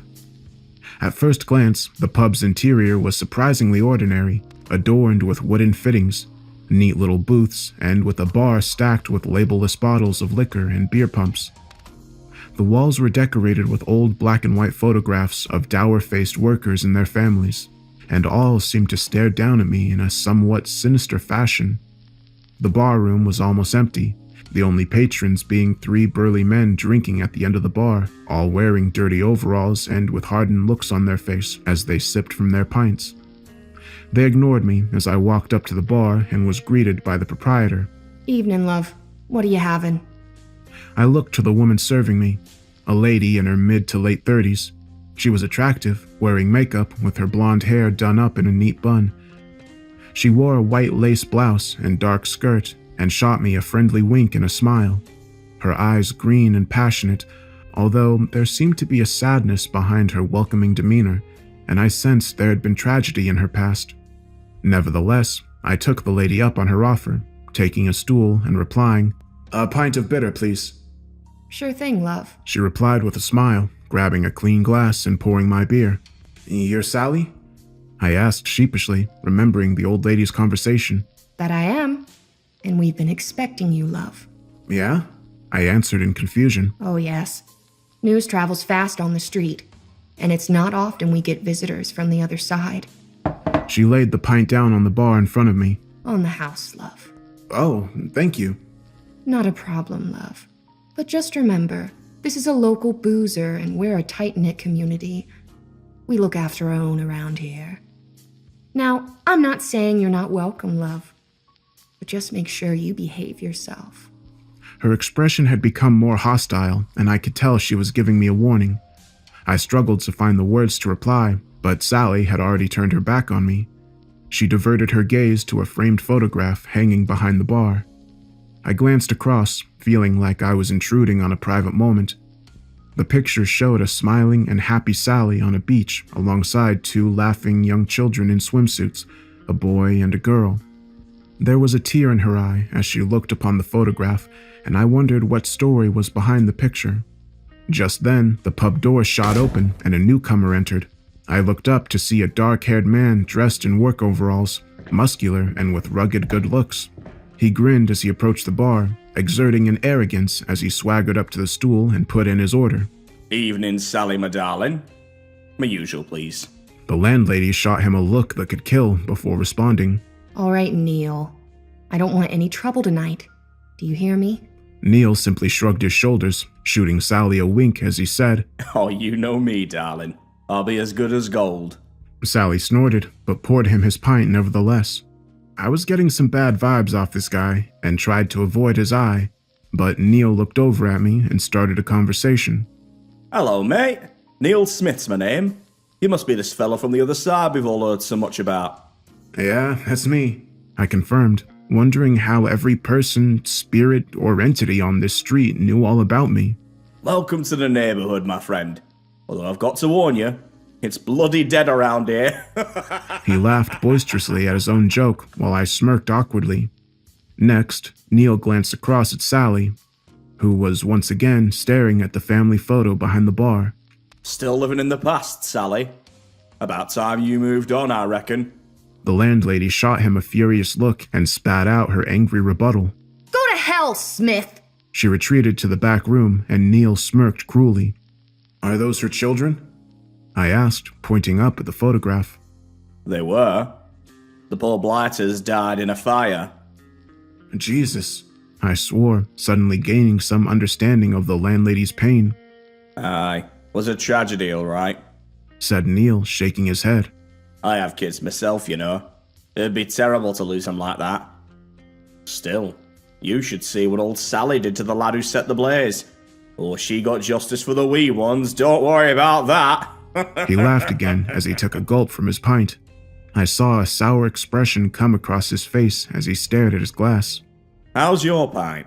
Fine, I answered in confusion, although in truth I hadn't touched my drink. Nah, mate, the beer is off. Oh, I'm sick of this piss water. I work hard all day to provide for my family, and this is what I get. Sally! I was shocked at how angry Neil had become as he descended into a furious tirade over something as trivial as a pint of beer. The landlady stormed out of the back room, meeting her aggressive customer head-on. What is it now, Smith? The pint is off. I want a new one. There's nothing wrong with my beer. Quit complaining. Neil slammed his pint down heavily on the wooden bar, spilling about a third of the liquid.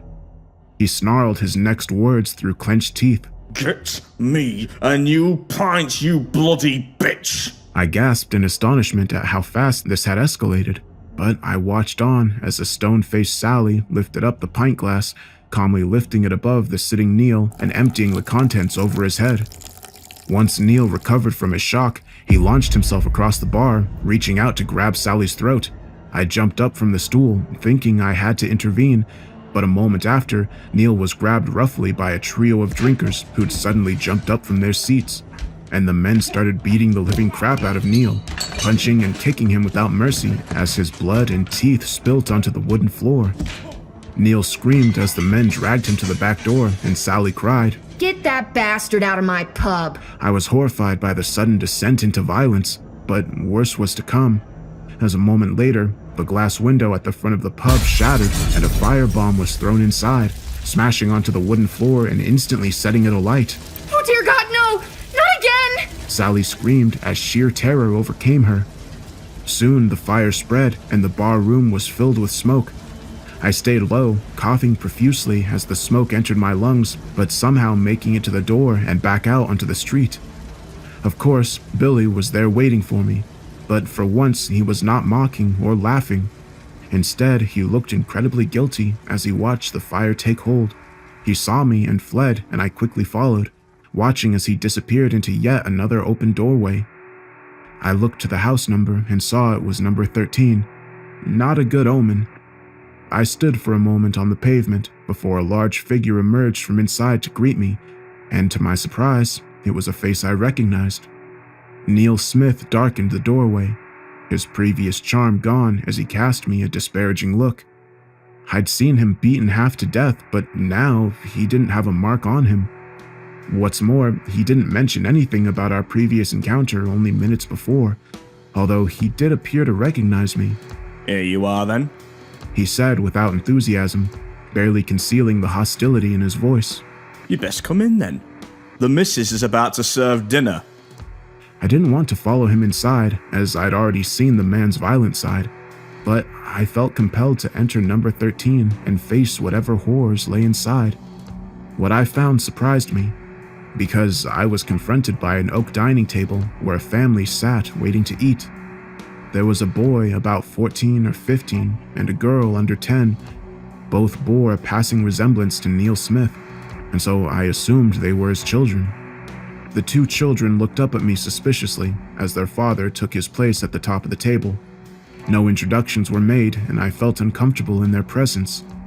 My feelings of discomfort only increased when Neil's wife walked in from the kitchen holding a heavy copper pot in both hands. She was a young woman with long dark hair and a pretty face, but she looked tired and bedraggled. Mrs. Smith reacted with shock when she saw me, jumping and almost dropping her pot. She nervously looked at her husband and asked, "Who's your friend, Neil?" Her husband glared at me as he replied, "He's a visitor from the other side." "Oh." His wife replied, as if this one off-the-cuff comment answered all her questions. "Well, you best sit down then." I took a chair at the end of the table, watching nervously as Mrs. Smith opened the cooking pot, using a ladle to dish out a stew of boiled meat and potatoes. I thanked her as she piled the food on my plate. It did not look appetizing. The stew appeared to be made from offal and cheap cuts. Besides, the gruesome scenes I'd witnessed in Mr. Rashid's shop meant I'd lose whatever appetite I might have, and I was turned by the sight and smell of the meal. Thankfully, no one seemed to care that I wasn't eating, as the family all tucked into their food. They ate in silence for several minutes before Neil abruptly spat out a chunk of tough meat onto his plate. "Damn you, woman!" he shouted aggressively, directing his anger towards his long-suffering wife. "I work hard all day and come home to this tripe! You can't bloody cook! Can't do anything right! Why the hell did I ever marry you?" I felt the tension rising inside the small room and feared where it would lead. Mrs. Smith winced at her husband's cruel words, but there was a spark of defiance in her eyes when she answered him. "Well, Neil, maybe if you didn't spend all of our money down at the pub, I could afford to buy better food." I could have cheered after hearing Mrs. Smith's witty retort, but I'd seen her husband's bad side, and I knew he would react with violence. To my horror, I saw his face turn red with fury as he swiped his plate onto the floor and launched himself across the table, grabbing his wife by the throat. The young girl screamed and the room descended into chaos. There was no one to stop Neil's violent attack this time, no one but me. I desperately reached out in an attempt to hold Neil back, but when my hands touched his body, I felt a surge of pain run through me, and I collapsed onto the floor in agony, paralyzed by some unseen force. Meanwhile, Neil continued the brutal attack on his wife, knocking her down and wrapping his enormous hands around her throat, strangling her right there on the kitchen floor. I couldn't move and couldn't look away as the horror unfolded before me, but suddenly a new figure emerged with a blade in hand, stabbing Neil in the back in a desperate attack. I looked up in shock to see Neil's son, the knife still in his hand as his father cried out, releasing his grip on the woman's throat and spinning around. He moved to attack his teenage son, but instead got stabbed a second time in the belly. The blood poured from his wounds as Neil's huge frame collapsed heavily to the ground. In that instant, I regained control over my faculties, jumping up and running to Mrs. Smith's side. But it was already too late, as the life had been choked out of her. Her face a ghostly shade of pale, and her dead eyes staring up at the ceiling. Her husband/murderer was still alive, however, although barely, as he bled heavily from his deep stab wounds. He looked at me, struggling to speak his last words before he bled to death. "It wasn't me," he spluttered. "There's a demon inside of me. But now I'm finally free of it." And then he choked on his own blood and closed his eyes. My whole body shook as I tried to come to terms with the shocking violence I'd just witnessed. Instinctively, I looked to the children to see if they were hurt. What I saw was the crying girl being comforted by her older brother. He held out the bloody knife towards me, threatening me as he cried out in fury. "How damn you, outsider! You come to our home to watch our suffering. How dare you? You don't belong here. Get out before I kill you too. Get out! I looked into the boy's rage-filled eyes and knew he meant it, and so I turned on my heels and ran out the door, soon finding myself back on the street. I felt an intense shame in that moment, because I knew Neil's son was right. I had made a great effort to come to this realm and see the horrors it contained. I was a tourist here while they had no choice but to live through the nightmare. I looked to the end of the street and saw Billy was up there waiting on me. But the boy was no longer mocking or tormenting me. Instead, he remained silent, his eyes filled with sorrow. I noted how his scarf was gone and there was a thick red mark around his neck. All of a sudden, the tragic stories of the street started to make sense. I continued to watch as Billy slowly lifted his arm and pointed towards a house right at the end of the street, directing me to its front door. Despite all the horrors I'd already witnessed, I somehow knew I needed to see whatever was inside and hopefully find some answers to this mystery. And so, I cautiously walked forward, avoiding the wall of thick fog and Billy's dead eyes as I passed him and made my way to the house. The door was already open, and the number on it was 33. When I glanced up, I saw red smoke emanating from the house's chimney, and I believed this was an omen. I hesitated briefly before entering, feeling a cold chill, thinking that perhaps I didn't want to discover what was inside. But I forced myself to do so, as my whole journey had apparently been leading up to this point. I walked into yet another small, terraced house decorated like it was straight out of the 1940s, and proceeded to a tiny living room where an elderly man with white hair and a long, disheveled beard sat in front of a roaring fire, its heat warming up the small room. He read from a book, which I quickly identified as being a copy of the King James Bible, and by his side lay what appeared to be a full-size wolf, its white fur matching its owner's beard. The beast growled aggressively at me, showing its teeth. I instinctively backed off, but the man calmed his animal with soothing words. Now, boy, that's no way to treat our guests. The wolf returned to its slumber as the man addressed me without looking up from the good book. Welcome, friend. Please take a seat. Puzzled yet intrigued, I grabbed a wood-backed chair and sat facing the enigmatic old man, watching him carefully as he continued to read from his Bible. He remained silent for some time before eventually speaking, reading a passage out loud. If we confess our sins, he is faithful and just to forgive us and to cleanse us from all unrighteousness. He slowly nodded his head, appearing deep in thought before he closed the book and rose from his armchair. Then he carefully placed the Bible on a bookcase beside the fireplace. I glanced up and noticed other works of religion and philosophy from throughout history, including the Quran, the Vedas, and the Torah, as well as Plato's Republic and Nietzsche's Beyond Good and Evil. There were many other works too, some I recognized, others I'd never heard of. I imagined holy texts from long extinct religions and perhaps philosophies from future civilizations still to come. I didn't know who this mysterious bearded man was. A deity? A spirit? Who could say? Regardless, I soon got the impression that he held all the answers I sought. The man saw me looking at his bookshelf and offered an explanation. Humanity has many theories of the meaning of life and what lies beyond the mortal realm. Some are partially correct, others are very wrong. In truth, only those who have crossed over know the truth, and they're never coming back. He smiled thinly, meeting my gaze for the first time. When I looked into his deep, dark eyes, I felt like I was drowning. You've come far, my young friend. It's been a long time since a mortal made his way to this realm. I must congratulate you on your tenacity. I was awestruck by the entire situation and struggled to reply, muttering, Thank you, sir. And where is this place exactly? The man snorted before answering. You're a smart young man. I think you already know the answer. But let me elaborate.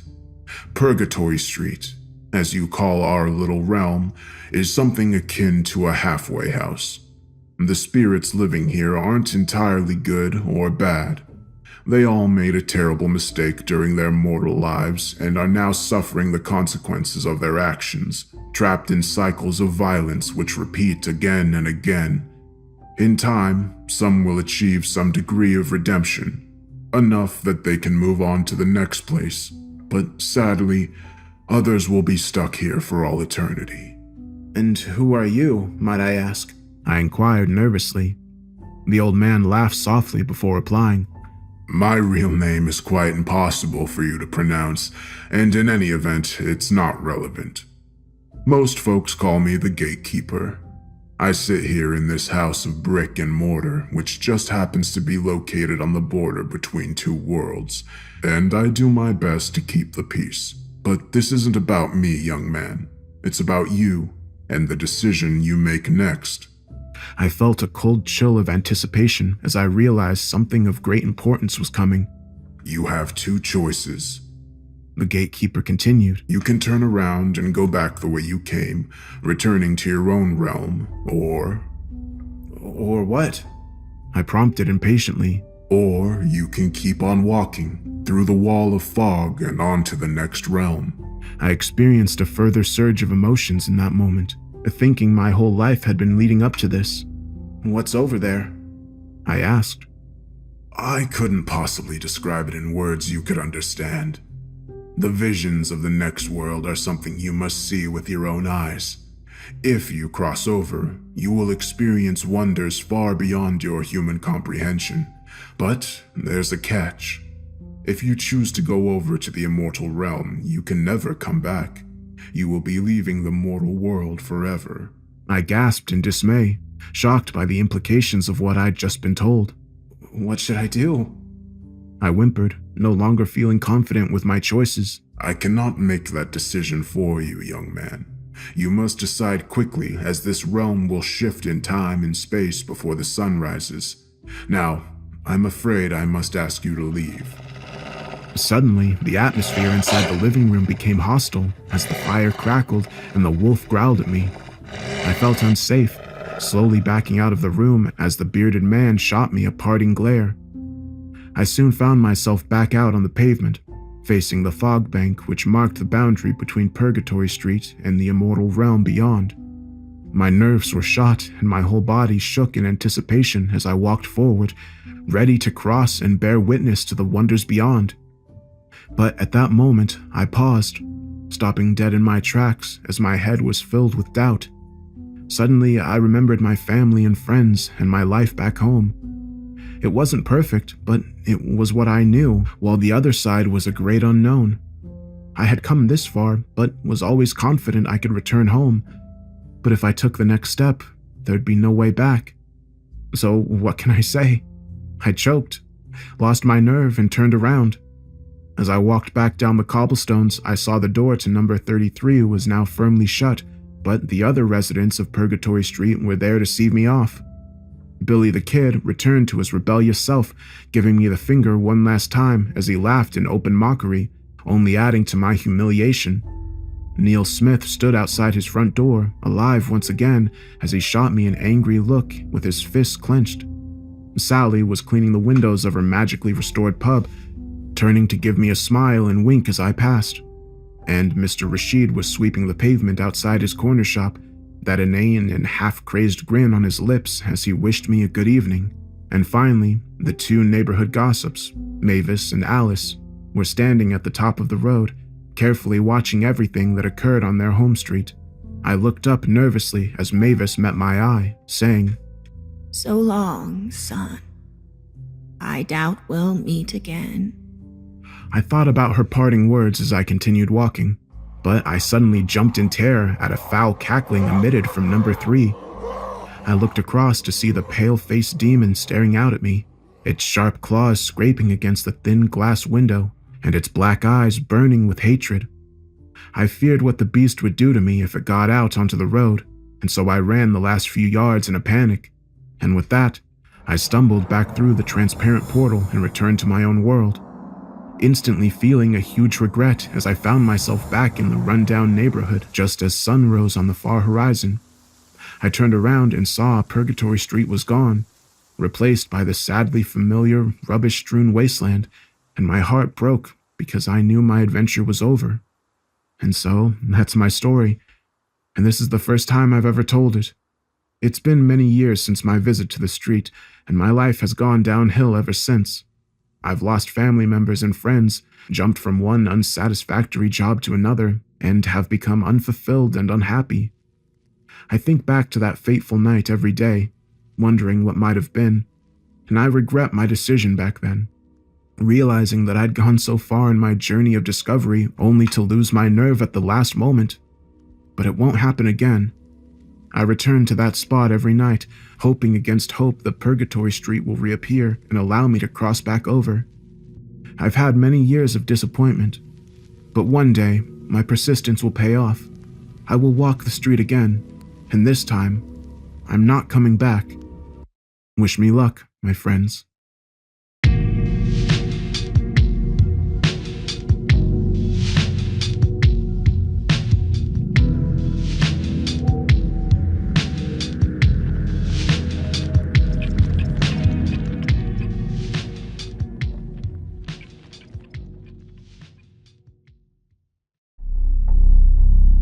On December 2nd, 1987, the Soviet Deep Space Network received a transmission from outer space. It was the first picked up by the Galanaki RT-70 radio telescope, and soon confirmed by other telescopes within the system. The signal, which was repeated every day for about 2 weeks, came from the KIC 846-2852, today more famously known as Tabby's Star. It's an F-type main sequence star located in the constellation Cygnus, approximately 1,470 light-years from Earth. Unusual light fluctuations of the star, including up to a 22% dimming in brightness, were discovered by citizen scientists as part of the Planet Hunters project. These observations puzzled the scientific community, which has yet to explain what kind of natural phenomenon could cause such a massive dip in brightness in a star. My team, however, wasn't as surprised. Given the transmission and the nature of its content, we felt confident that the dimming of Tabby's star must have been a result of some kind of artificial megastructure, such as a Dyson swarm. The transmission contained 2 datasets. The first set was a mathematical blueprint of a large rectangular structure resembling a door frame, and the second one was a date, communicated to us with the help of a number of illustrations of our solar system, where the planet's orbits around the sun were used to indicate the passage of time. It only took us a week to figure out which date it was, November 18th, 2019, but we weren't able to figure out what would happen on that date. Although, as you can probably guess, by now we know. We spent decades trying to build the structure, and almost lost our funding several times, especially after the collapse of the Soviet Union, but slowly, but surely, we kept trying, and trying, and trying. And then, around the same time Tabby's star began appearing in the media, we finally finished it. It looked sublime. A giant gateway standing at the center of our Siberian facility in the middle of nowhere. It didn't have any visible features except a hole at the top, but it consisted of billions of intricate circuits, cooled down to around -460 degrees, and it was powered by a small nuclear reactor. Even though the entire facility felt as cold as Antarctica, not just because of the dilution refrigerators, but also the harsh weather outside, I was still sweating when we were about to turn the power on for the first time, but nothing happened. No matter what we tried, we couldn't get it to do anything. For years, all we could do was monitor it. It was disappointing, especially after all the hard work we had put into it.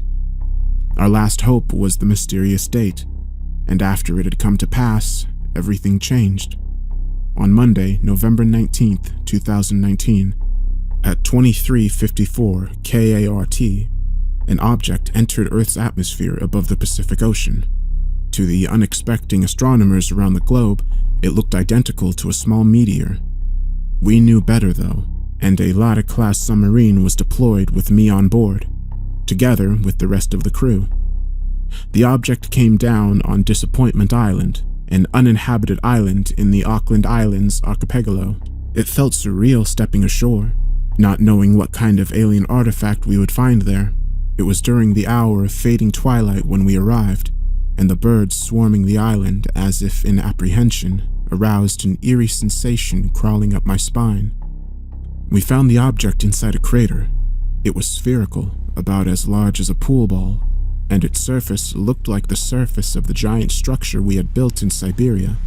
Unlike our construction, however, this dark sphere was active.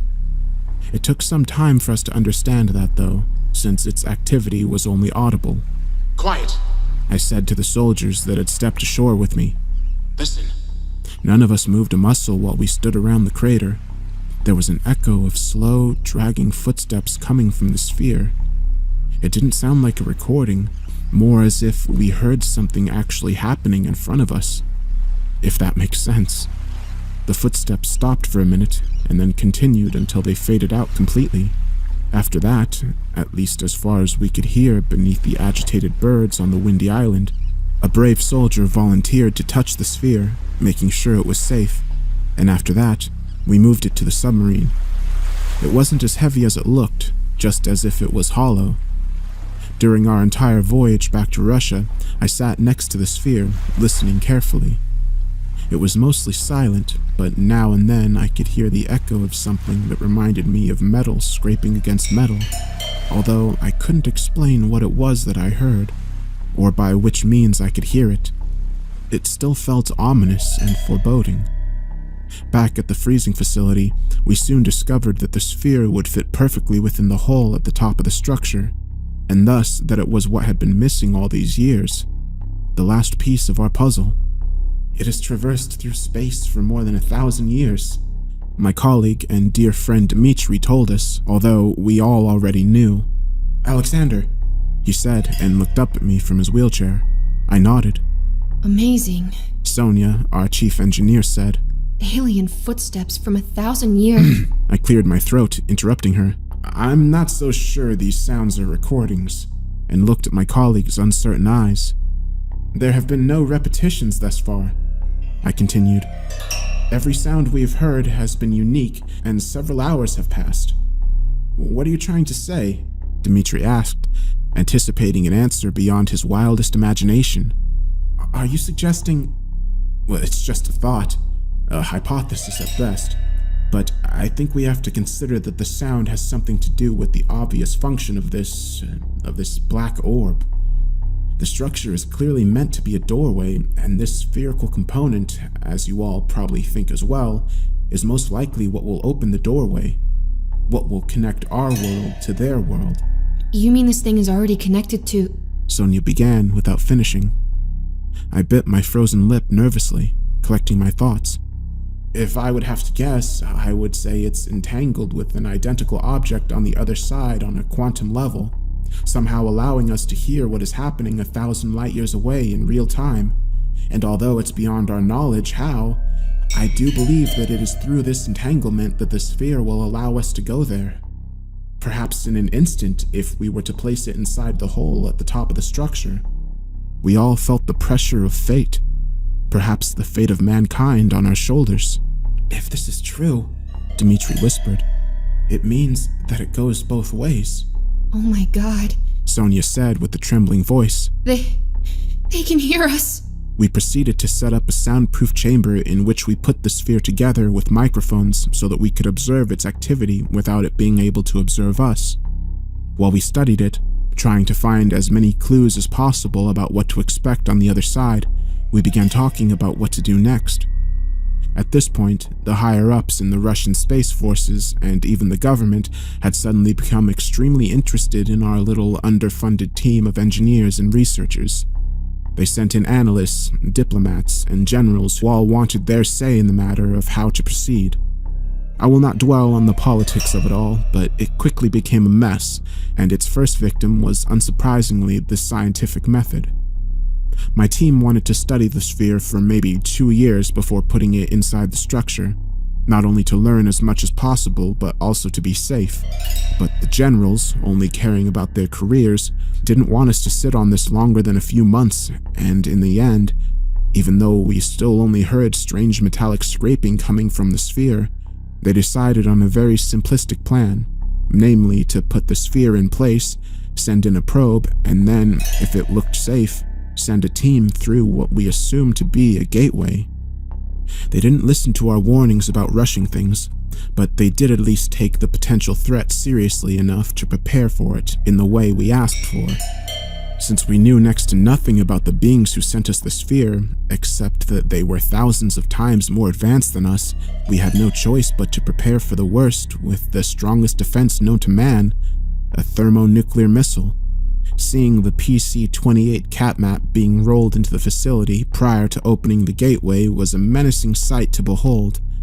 If something hostile were to enter from the other side, the bomb would be detonated and obliterate everything in the area. In the middle of June this year, a crane lifted the sphere up to the top of the structure. I stood next to Dimitri and the rest of my team down at the floor, alarmingly close to the armed missile. I looked at the young soldiers next to it who had been given the assignment to trigger it in the worst-case scenario. I asked myself, were they really prepared for death at their tender age? And then I thought, if so, how brave. If not, how foolish. The structure was surrounded by military guards with dogs, while the general stood on an impromptu observation deck a few hundred meters away. The probe we intended to send in was a rover sent to us from Roscosmos. A female voice spoke through the PA system and echoed through the cold facility. There might have been a way for us to avoid noise around the sphere, but since we had been ordered to go through with the mission so quickly, we hadn't had the time. This meant that everything said on our side, especially the instructions being delivered through the speakers, could be heard on the other side. It was reckless to say the least. As suspected, the sphere fit perfectly in the hole at the top of the structure. We didn't know what to expect, but we all expected something. A silence fell upon all of us. I didn't even dare to breathe, but nothing happened. For a moment, we all thought there was something wrong. Then the dogs began barking like wild animals. It made the hair on my neck stand on end because it meant that something had happened. We just couldn't sense it. One of the dogs got free somehow and ran up to the gateway. The soldier in charge of it ran after, yelling for it to stay put, but it wouldn't listen. And then when it ran through the gateway, it vanished. A collective gasp could be heard throughout the facility, and then a concerning murmur. The gateway was, without a doubt, open. Did that dog just travel over 1,000 light years? Dimitri asked. No one said anything for a couple minutes, fruitlessly trying to hear the dog through the sphere. And then one of the generals spoke with authority from the speakers in the ceiling. Send in the probe. The rover vanished just like the dog. We all looked at the screens on the wall, which were connected to the rover through a cable that now seemed to hang in the air by itself in suspenseful anticipation. Nothing. There was a crash coming from the sphere, and then everything went silent again. I gulped out of anxiety.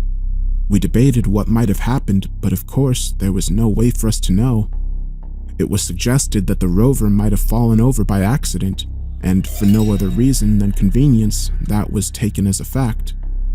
Next, we put a camera on a metal bar and inserted it into the portal, and after having been retrieved 15 minutes later, we finally got to see our first glimpse of what it was like on the other side. The recording was heavily distorted and didn't reveal much, just as if the camera had been subjected to some kind of radiation, although none was detected, but it was clear that there was a large, open space on the other side. The ground was too flat to be natural, and there were shadows in the distance indicating structures. Nothing of what we saw offered any explanation as to what had happened to the rover, and the dog was nowhere to be seen.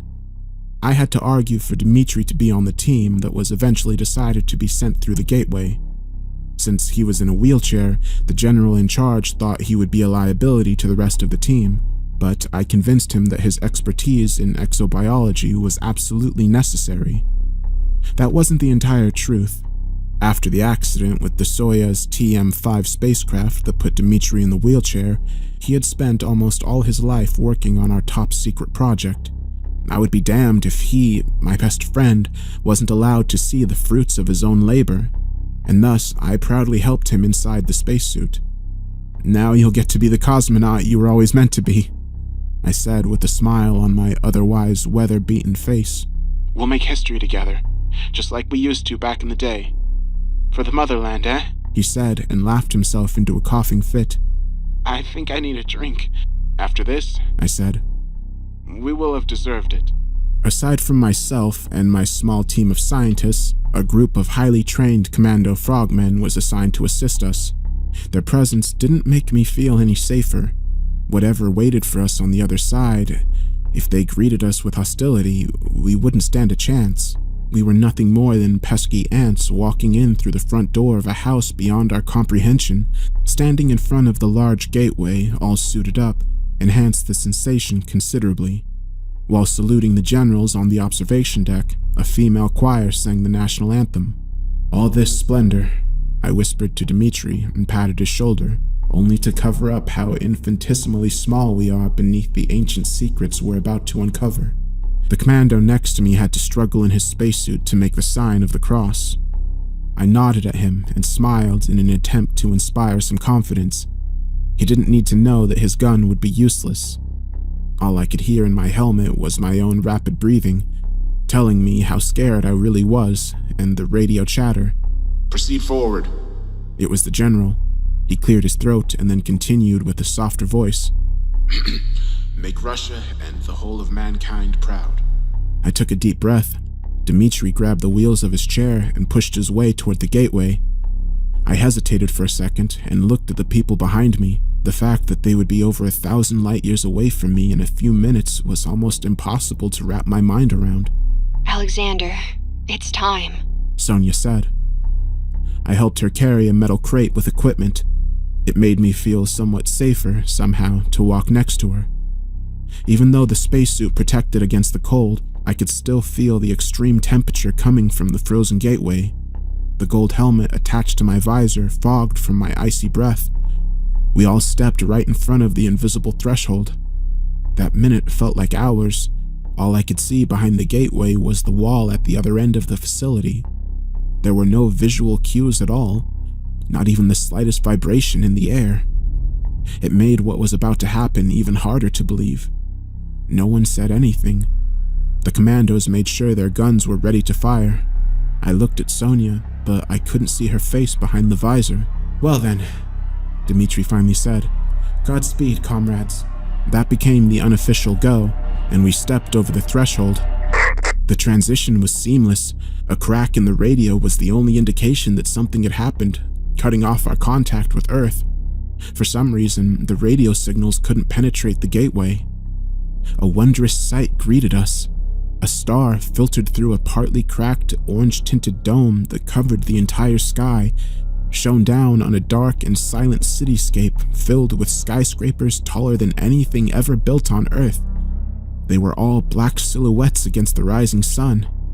Outside of the dome, tons of twisted metal and enormous chunks of broken structures floated through space. Two things became immediately clear to us after seeing this: that we were standing on a space platform large enough to allow for its own gravity, indeed part of an attempted Dyson swarm, and that at some point between when the message was sent to Earth and now, their entire civilization was either abandoned or destroyed. Another enormous platform came into view, solemnly rising at the horizon like a black flower and casting a giant hexagonal shadow on top of us. It was ripped apart in the middle by unimaginable ancient forces letting through a sunbeam that illuminated the landscape in front of us. Large steps climbed down from the gateway, and the rover we had sent through lay crashed against the ground beneath them. The gateway stood at the edge of a large, oval square that was surrounded by identical gateways, indicating that the people who built this civilization had sent out many messages to the stars and patiently waited for answers. The dog came running toward us from the middle of the square, proving that the platform was pressurized and filled with oxygen. Taking off our helmets was out of the question, though, since we didn't know what other gases or possibly even pathogens might have lingered in the atmosphere. We descended the stairs, Sonia and I helping Dmitri, and investigated the rover. It had clearly fallen down the stairs, just as we suspected, but there was also a set of small holes in its side that we couldn't explain. The dog wagged its tail when it reached us. One of the commandos bent down and patted it on its head. He looked at her tag. Good girl, he said and laughed. Her name is Aliona, a true hero. I have a bad feeling about this place, Dimitri said.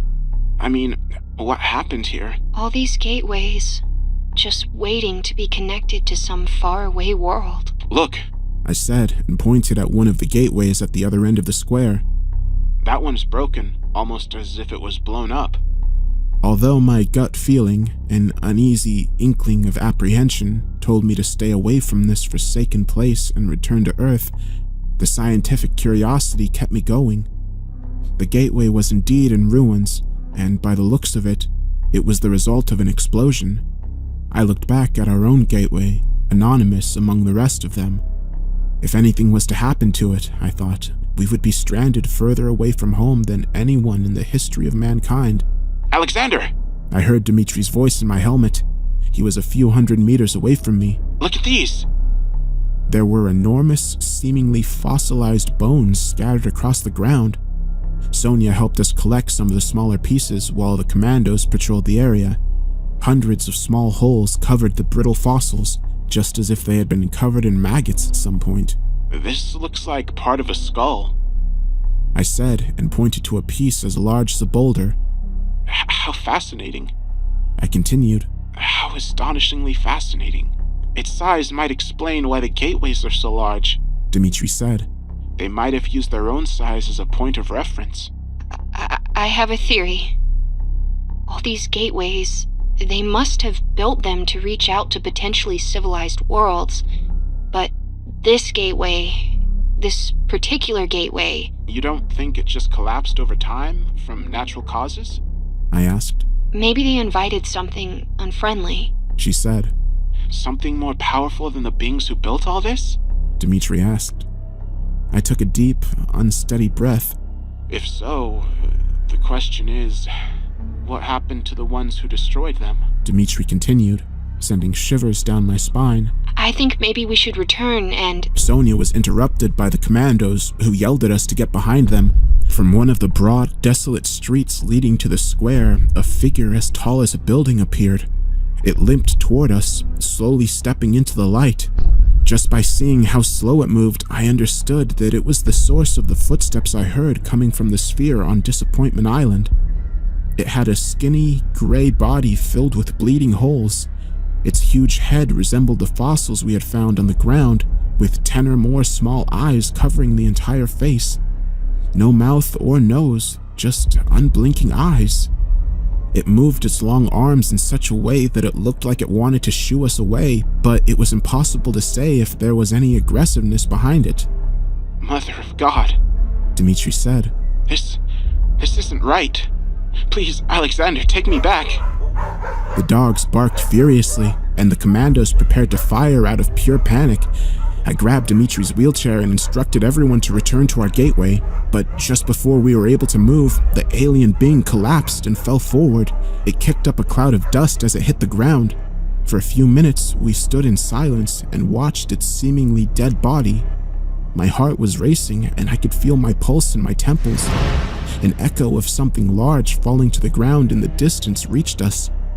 The uneasy feeling from before turned into dread mixed with the uncanny sensation of being watched.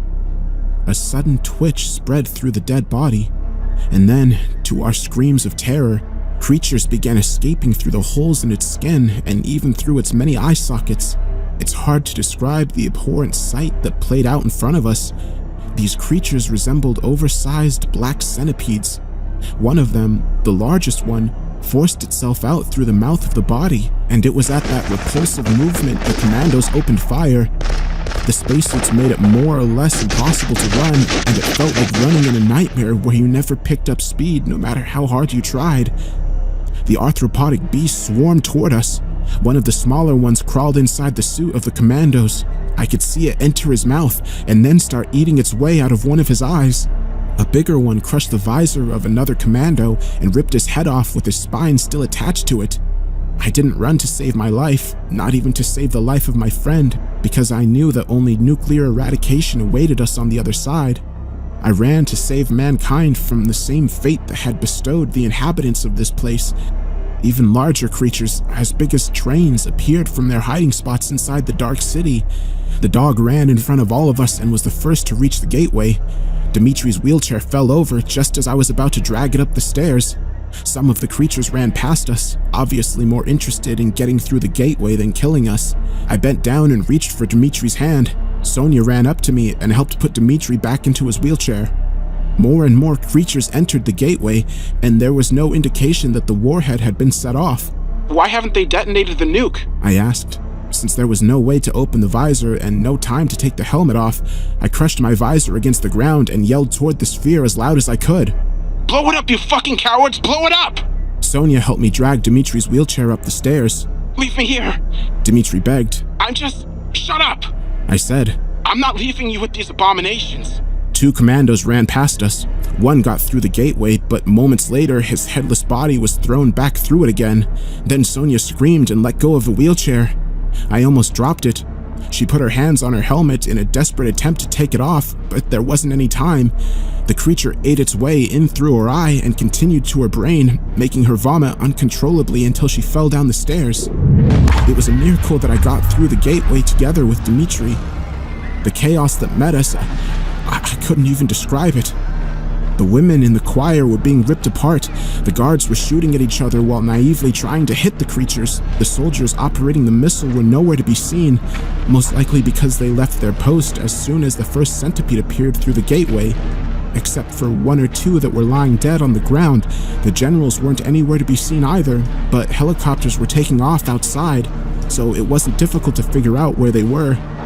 My glass visor kept cutting my chest behind the suit as I zigzagged through the mayhem, pulling Dimitri in front of me. I could still hear him through the radio in my helmet. Leave me next to the missile, he said. What are you talking about? I asked, although I already knew.